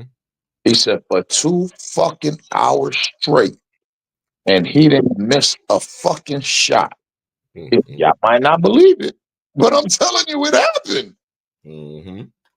He said, y'all might not believe it, but I'm telling you. Magic Johnson said it. Magic Johnson said when God created a basketball player, he created him in Chris Mullin's image. Mm-hmm. Like, yo, that white boy was cold. Like, people forget. Mm-hmm. Like, that nigga was 3-time Big East player of the year, y'all. Mm-hmm. That's when the Big East was loaded, y'all. Yes. Him down at St. John's was cracking motherfuckers' heads. Mm-hmm. Now look when he was drafted. Y'all look when Chris Mullin was drafted.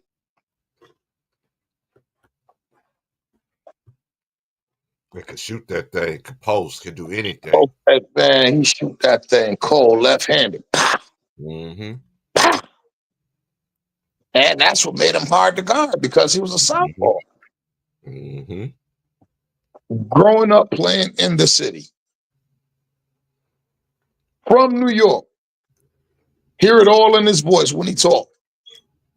Mm-hmm.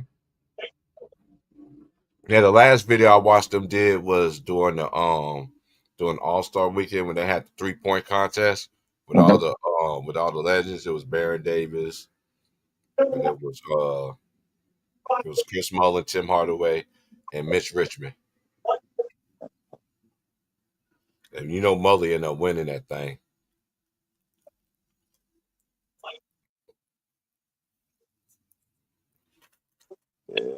Man, that man was something different. Hey, let me ask you this question. I don't know. Because I'm not into James Harden like everybody is, you know. Um, do I think he's overrated? It depends on where you got him rated at. That's how I look at it. Because I don't rate players either. I just do it by generation. So He was like, are you talking about Pantheon? Like, first you got to ask what people got James Harden as a point guard. I know he was a two guard, mhm. but he did play a lot of point. But like I tell people, I say, yo, Chris Paul's the point in Houston. He was the two. He handled the ball a lot, but Chris Paul's officially the point. What Those are facts. what he is one of the most dynamic scorers I've ever seen in my life. I will not underrate his scoring ability. But I think that other side of the basketball kind of level out about him. Yes. Like you feel me? That levels it out with him. If you talk about just his offensive package, one of the best I ever seen do it. I gotta give credit, even though I didn't like that double step back stuff that he was doing, but as they say, stats don't lie though, right? But I mean, think about this shit. I mean, he's one of the best. Like, he definitely one of the best scorers I ever seen with the basketball. But think about it. If you're allowed to take two steps, who says it has to be towards the basket? You feel me? Mine could be. Mine could be. you know what? You had me really thinking about that, right? And I thought about it. You know, I talked to my homeboys about it. And we all was sitting there talking about it. You know, we had a little talk, and they were just like, "Man, like we ain't never thought about it like that." He said, "Your boy is on to something." And then I started watching his old games when he was with the Rockets. You know how he took the Rockets, you know, and of course, and this is another thing too, y'all. It's just real, but y'all make it convenient with your arguments, right? Y'all say that, oh, James Harden went against the Warriors at the time. Every team you always have to go against somebody. No matter how great you are, how good you is. You just got teams that are very. It was at their pecs, and by the time you was knocking, you couldn't get in. That's why we didn't knock Charles Barkley. That's why they didn't knock Patrick Ewing. And Patrick Ewing definitely don't get enough respect.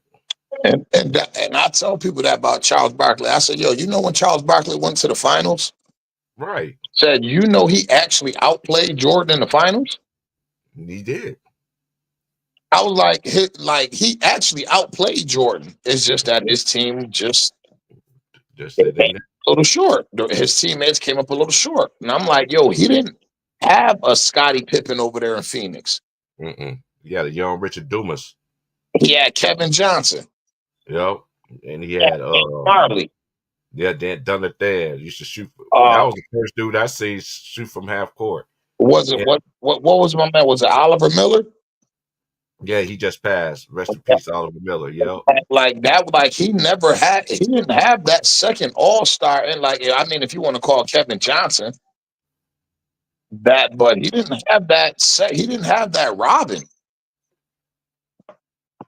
He had a collective bunch of good guys who was good at what they did, but we talk about Mike and Scotty, y'all. Mm-hmm. What year was that in the finals? What, 93? Yeah, 90. That was had to be what 92, 93. Yeah, And I love KJ. I think KJ should be in the Hall of Fame. that's my guy. That was my second favorite point guard. I love he like right now, like man. A lot of people forget he started out with the Cleveland Cavaliers. Cleveland Cavaliers, they always look and then there's notes that the Cavaliers was always sorry. Man, they was making the playoffs when I was growing up with Mark Price. Craig Elo and Brad Daugherty and Hot Rod Williams. Yes, remember? Craig Elo. Do you remember the shot Jordan finally beat him hanging in the free throw line with the cement threes on? And what's my What's boy the name? fucking problem? Mark Price was the fucking problem. Oh, Gerald. Then they had Gerald Wilkins. I Gerald remember they had Wilkins, Gerald Wilkins. yeah. Mark And Price, I remember they had Kenny Battle. yeah, man. Brad Daugherty, Yeah, Brad Daugherty, man. Injuries, man. Mark Price, All Star. Craig Elo was the man. Rod John Williams was the man. Mm-hmm. Y'all tripping, Ron? I mean, what's my nigga name? Larry Nance. Larry Nance, Hollywood Harper, Ron Harper. Before the injuries, was that dude in the league. Everybody knew he was that dude when we was growing up. Even though that was one thing about us when we was growing up, man. Even though the players didn't you know, like advance, we still saw them gave it all that they had, bro. They left it all on the court, bro. Like Oh they yeah, don't do that now. They don't empty out the tape. Them boys did it all year long, all year. From they always set the tone in what Ron Time back in the day, and the training, fact, and then they take it to preseason basketball. That's why a lot of these. That's another thing. These teams don't take preseason basketball seriously no more. There's so many things that's wrong with the league, and it's so many layers to unravel. Like we'll be all day with it, and we still be talking about how many ways the NBA is messed up. hey, Cottage 81. I agree. James Harden won the MVP, but like I freaking can't stand Mike D'Antoni as a coach. I hate the way he coaches. I really do. I hate it. My coach on that analytics shit. I hate that shit. Yeah, he brought that shit to LA, and that's when and when D'Antoni started playing for the Lakers or started coaching for the Lakers. The media was already filthy nasty at Kobe at the time too, and then they want to start this analytics stuff and everything. I'm like, what is wrong? What's up? I was like, what's up with these analytics? Like it's all this. Like, yeah, it just that's another thing that's ruined the game. Yeah, people act like when Kobe popped his Achilles, he wasn't averaging 27, 5, and 5 in year 17. Look it up. Hmm. 17, Kobe Bryant averaged 27, 5, and 5. So when they say they never seen nobody be great late in their career, I'm like, well, goddamn, before he popped his Achilles in his 17th year, he was averaging 27, 5, and 5. That's Let like that, sit that right? right there. Now, can we expect anything of that sort after that? Year 18, 19, 20? Hmm. After that? Well, you can't expect that. After that injury? Mm-mm. No. An Achilles tear that late in most people's careers, they usually hang it up. Oh, let me ask you this though.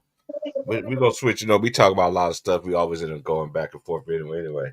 How you feel about the women's game now, bro? Like you got South Carolina going against Texas playing South Carolina. You got UConn going against UCLA. Nah, I thought UConn beat USC, right? Yep. You Okay. read my 12. Yeah, see, I mean,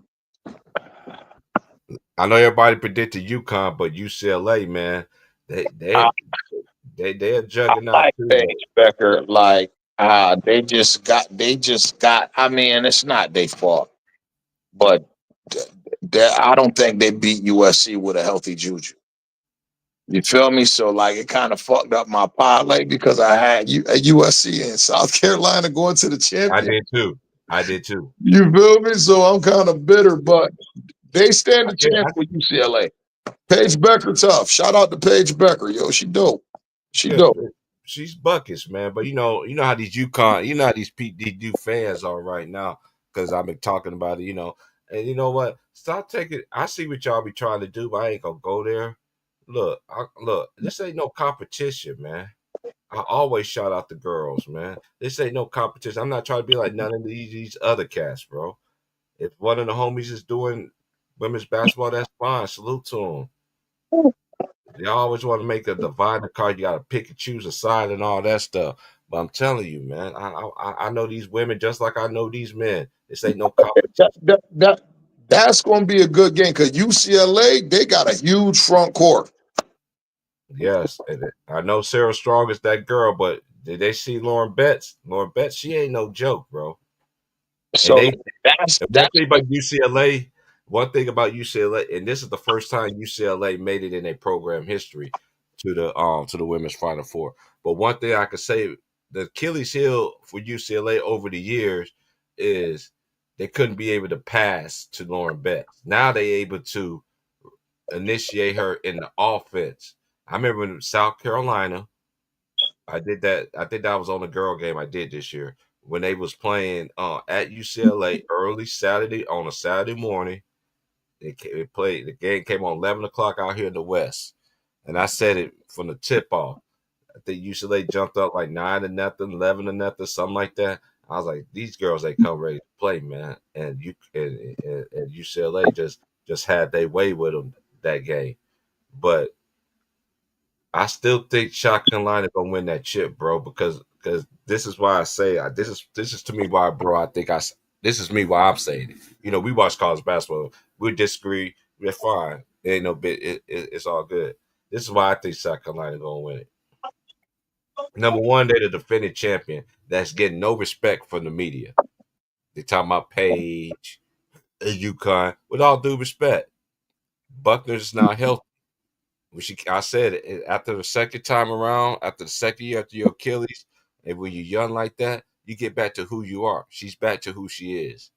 It was hard for me to watch the USC go against USC last night. And last night was a night that USC really needed Juju, and they just didn't have her because of injury. Get well, Juju. But I'm not shooting no strays at UConn. Do UConn got a chance? All these teams had a chance, but I don't think UConn should be the prohibited favorite. The prohibited favorite should be South Carolina because they can win ugly. They can win ugly. All the games that they won this year in the thing has been ugly games, and you know what they're saying, Ron Sean. We ain't never seen a team play their best basketball. Would it be crazy?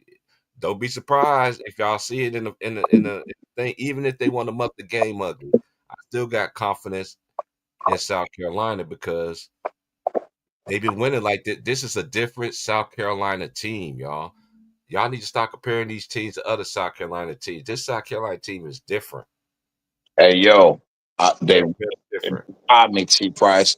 I thought I was be able to see the best offensive player in the country versus who I thought was the best perimeter defender. That girl Raven Williams from South Carolina. Yeah. Man, that girl be putting clamps on people. Like she be body. Old girl can play defense too, though. Old girl from what's her name? Oh my God, she from USC. She was a freshman too. What's that girl's name? Well, I see her face now. Oh my gosh, but the girl, number 2, the little light skinned girl. I know. I can't think of her name right now. I'm sorry, Mama. I seen you in warm-ups too, and I can't recall your name because they shouted.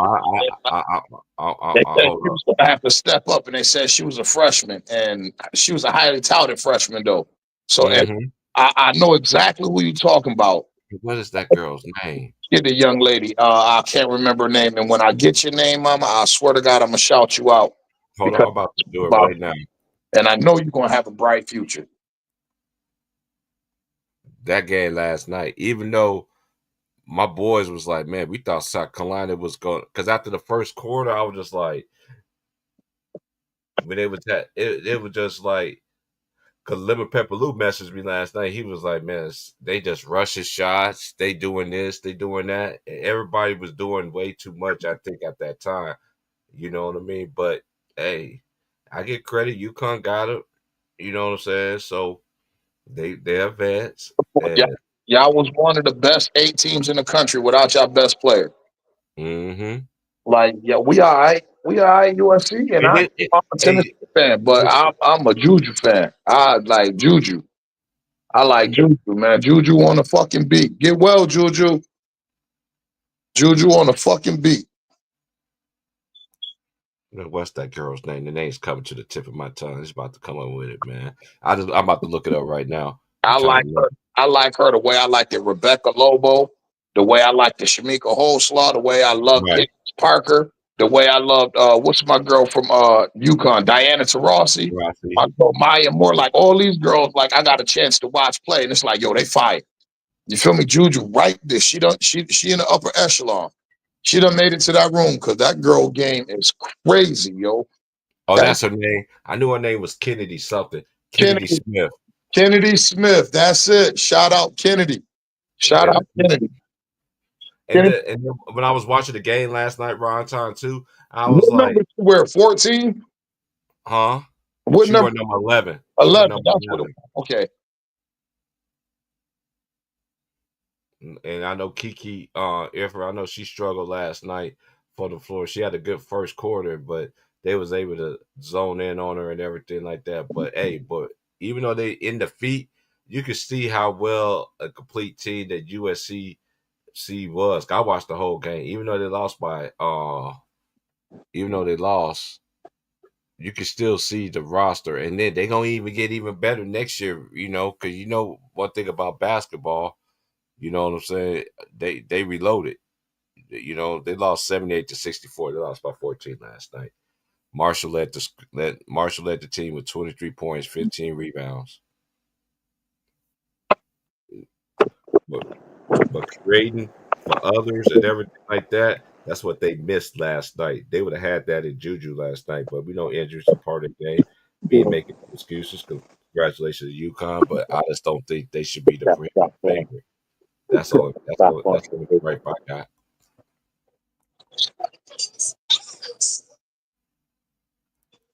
Because they got a tall test. I know. You always want to play your best basketball at the end. Everybody's on winning streaks and stuff like that. So may the best team wins.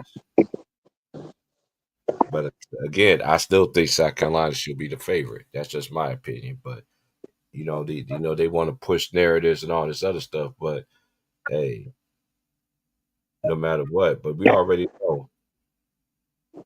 Even I remember Jennifer Rosati. And we can go. What's the other girl's name? She just retired. Used to play for the Seattle Storm. What's that girl's name? Two Bird. Yeah, Sue Bird.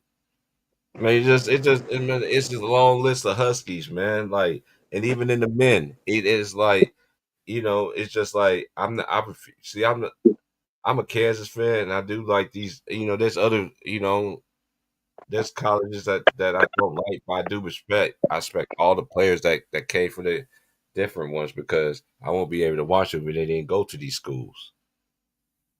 That's how I look at it. But it's gonna be interesting, man. That's gonna be Friday night. I will be doing both of them games, though, man. Yep. They're not talking about UCLA. UCLA, they got Kiki Rice. They got some. And then they got old girl, little what's her name? Little short girl. She's coming off the bench. She was a starter last year, but she's coming off the bench. She can shoot the three. So they UCLA got a good inside and out punch, man. So it's gonna be a matchup of the big, the freshman against the center. Against it's the battle of the bigs. You got Sarah Strong who can shoot outside, and she can post up, and you got Lauren Betts. It'll be the battle of the bigs. Guard play. They got great guards on both sides. It's good. It's gonna be a good game, but I won't be surprised if UCLA win it though. I won't be surprised. To a lot of y'all might think it is, but to me, nah. But hey, this is their year. Think about it. They two losses came to USC, and they got their get back at them at the Big Ten championship game. At the Big Ten Championship. So they got their get back. So hey, keep on thinking. Y'all keep on thinking that UCLA ain't the real deal. I watched this stuff, man. Them girls had every right to be there. Every right.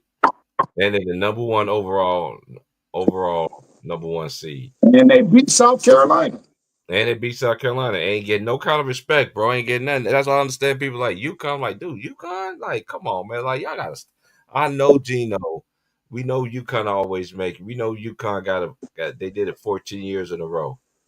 Made it to the Final Four. Then that streak, being great. Now they back again. Okay, we get that. But man, don't just give them girls they shot. This is the first time in their program history that they made it to the Final Four. UCLA ended the #1 overall seed. And not only that, they always want to say who you play. Look at the conference that they played in. It's a toss up who y'all thought is the best. Literally in women's basketball, you can say I won't be surprised if people say the SEC is better. I won't be mad at you. I won't be mad if some people say the Big Ten is better. I won't be mad at that because they both got significant teams, caliber teams that was in the top 25 all year. So I'm not even mad at that. It's just all about. It's all depends. But don't try to slight these other teams, man. That's one thing I like. You got to give these teams they proper due, man. I know everybody just go by the name on the jersey and all that stuff, and then a lot of y'all don't be watching it until it's time for March Madness. I watch it all the way from the beginning, all the way to the conference tournaments, and then March Madness. I watch the whole thing. Right. You have to.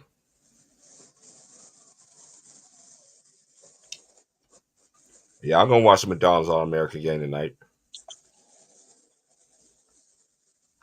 You know the McDonald's All American game tonight, bro?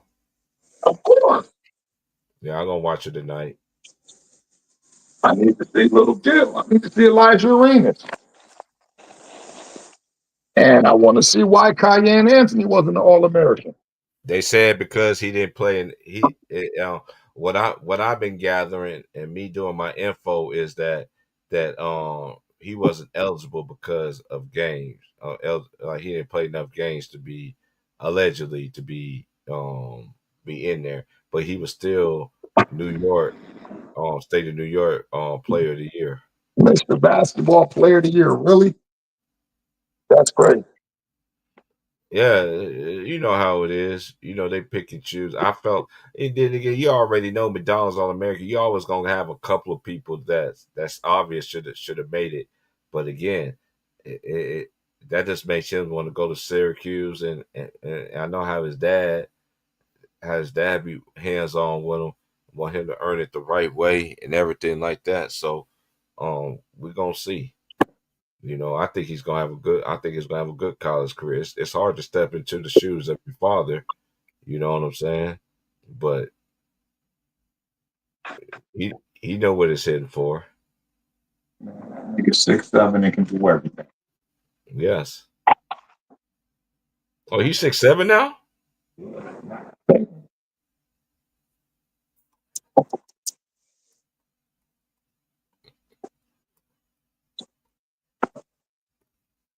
He said he was 6'7".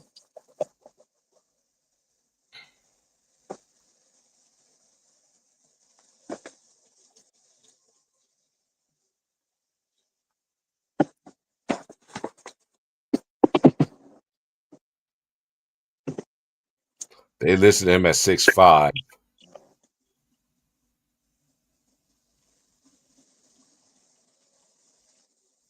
They list him at 6'5". But basketball they list you like 2 inches higher than you're supposed to be. But they got him at 6'5", shooting guard.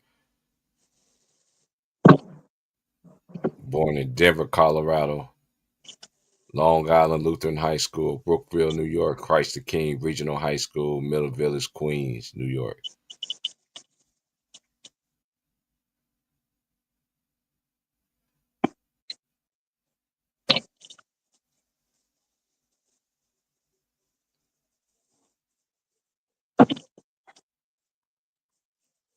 But yeah, but you see all this young talent, like we were trying to tell y'all forever too. This basketball is like it's a fraternity and it's also family genes and everything.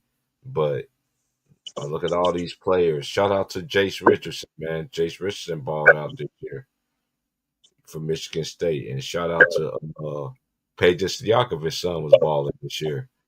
at University of California. Hey, they do got other NBA players, man. Suns is really doing their thing, man. Y'all just gotta really just pay attention, man. But you know how it is, though. You can give them all the answers they want, you won't, and they still ain't gonna look it up.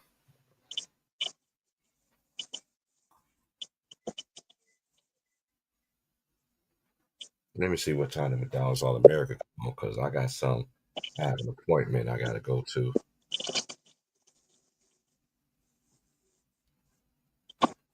But if I'm back before that, I'll do the McDonald's All American game.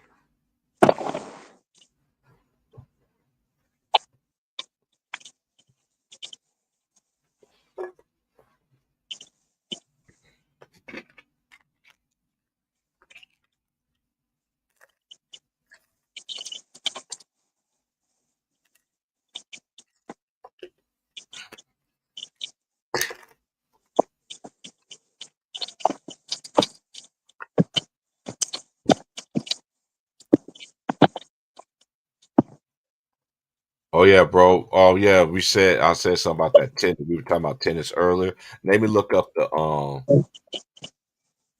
let me see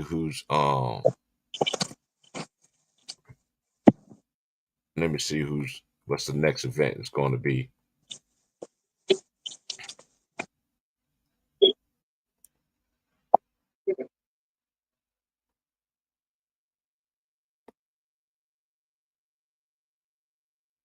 Okay, here's the rankings of ATP this year. Yannick Sinner's number one, Alexander Zverev, then it's Carlos Alcaraz.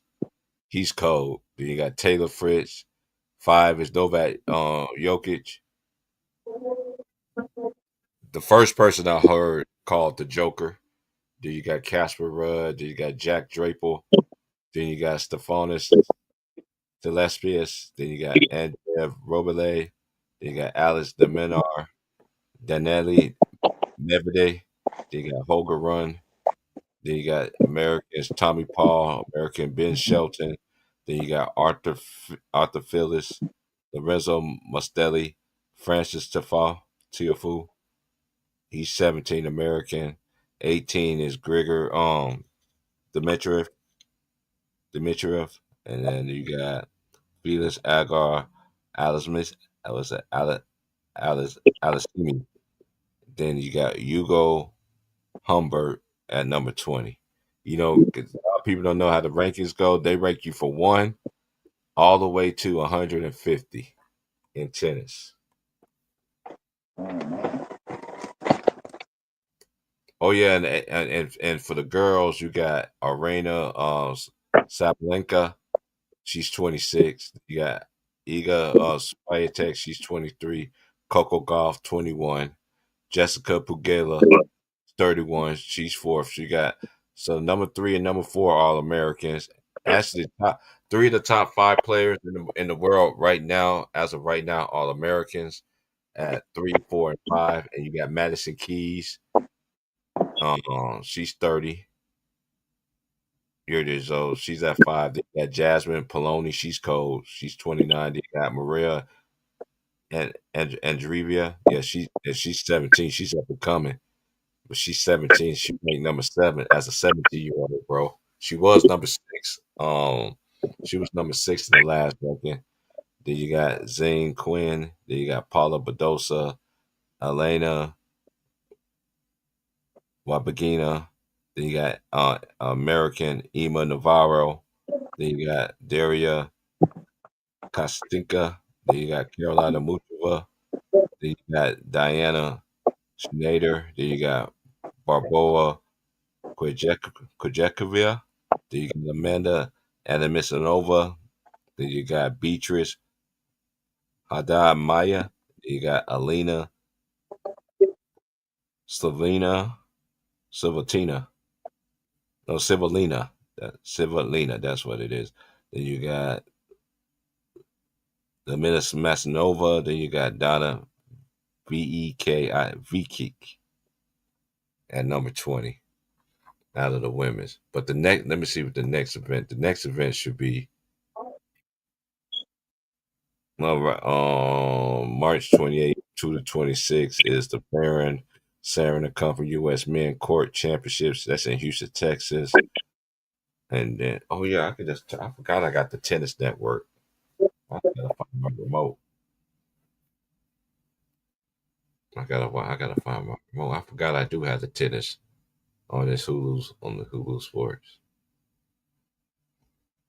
Because that's my go-to once the NBA season over with, and once college basketball. Yeah, they're doing the Houston live tennis rounds right now, so I'm watching that job right now.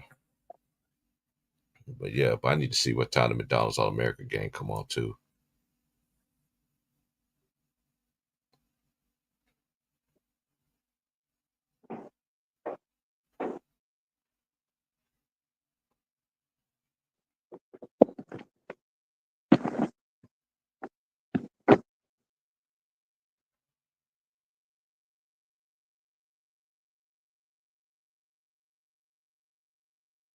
Oh come on, yeah, I'm gonna have to record it. Yeah, because I got a little something I got to do. Yeah, that's gonna be around the time I have my little appointment and everything like that. But I'll check it out. We'll talk about it tomorrow. Hey, hold it down, Ron. I'll be back. Okay.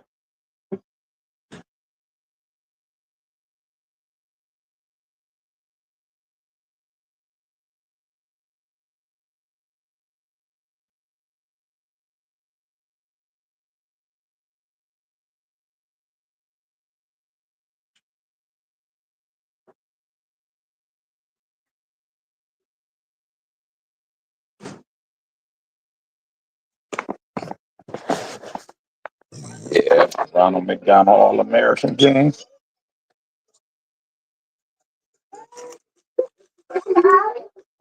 I definitely want to see it. Hold on.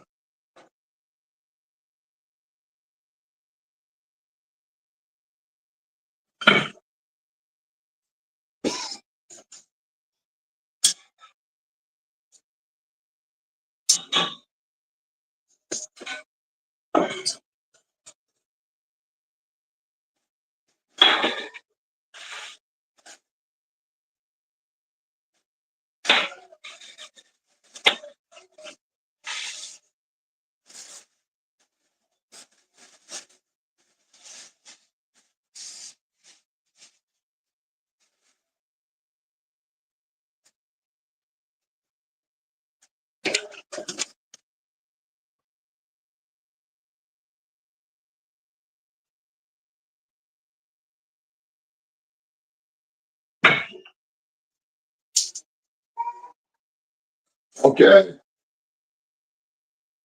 Yeah, yay. Yeah, yeah. Yeah, man. You got any final thoughts? I'm about to end this down, get ready to do what I got to do, man. I hit you up late after this McDonald's All America game, and we'll chop it up, though. You got any final words you want to say, man? Hey man, don't fall for the propaganda, man. Believe what your eyes tell you. Don't want it up. That's all I want to say. Yeah, again, I echo that comment and age, but I've been like, no matter what, y'all look like. I don't understand,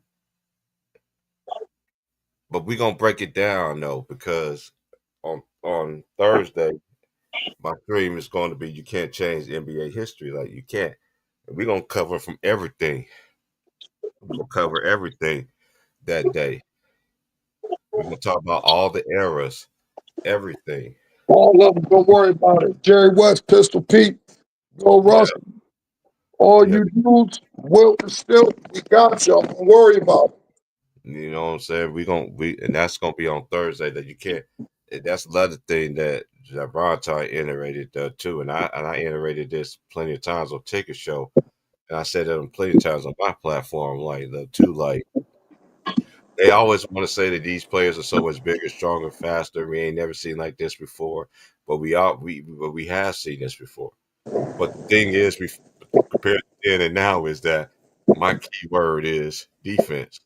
There's no defense. There's no coaching. There's no legit bigs. Now the center's got to be. Now the center's got to be standing at the 3-point line. Got to guard a guard, leaving the paint wide open. You know, it's just different measurements and everything that they took away the OGs out the game. You know what I mean? That could really mentor these players of being professional athletes and everything like that. So I'm not. Hey, look, I didn't like the changes that this made, but again, nobody can sit here and tell me with this negative stuff that they getting all the viewership more than anything. That is pure cap. That is pure cap because the numbers don't even support it. Don't even support y'all. Don't even support their claims allegedly to me. So we'll talk about that. We'll talk about the McDonald's All American, and we'll be talking about the new upcoming players that will be coming into college basketball next season on the male and the female side. So that will be sometime early in the AM because because I don't go back to work this Saturday. So um we'll do a live early in the morning, and I ain't gonna do one this evening. I'll just wait till the morning. That's why I just came on here today, give y'all a stream because hey, Ron, so this is like a record, man. I've been on like 3 days in a row, bro. That's crazy. Normally, when I was giving it to the people every day, man, nobody want to come in and support it. But Dave, you know how YouTube is. But at the same time, we're gonna That's get back to what it is. That's what we need, T. Price.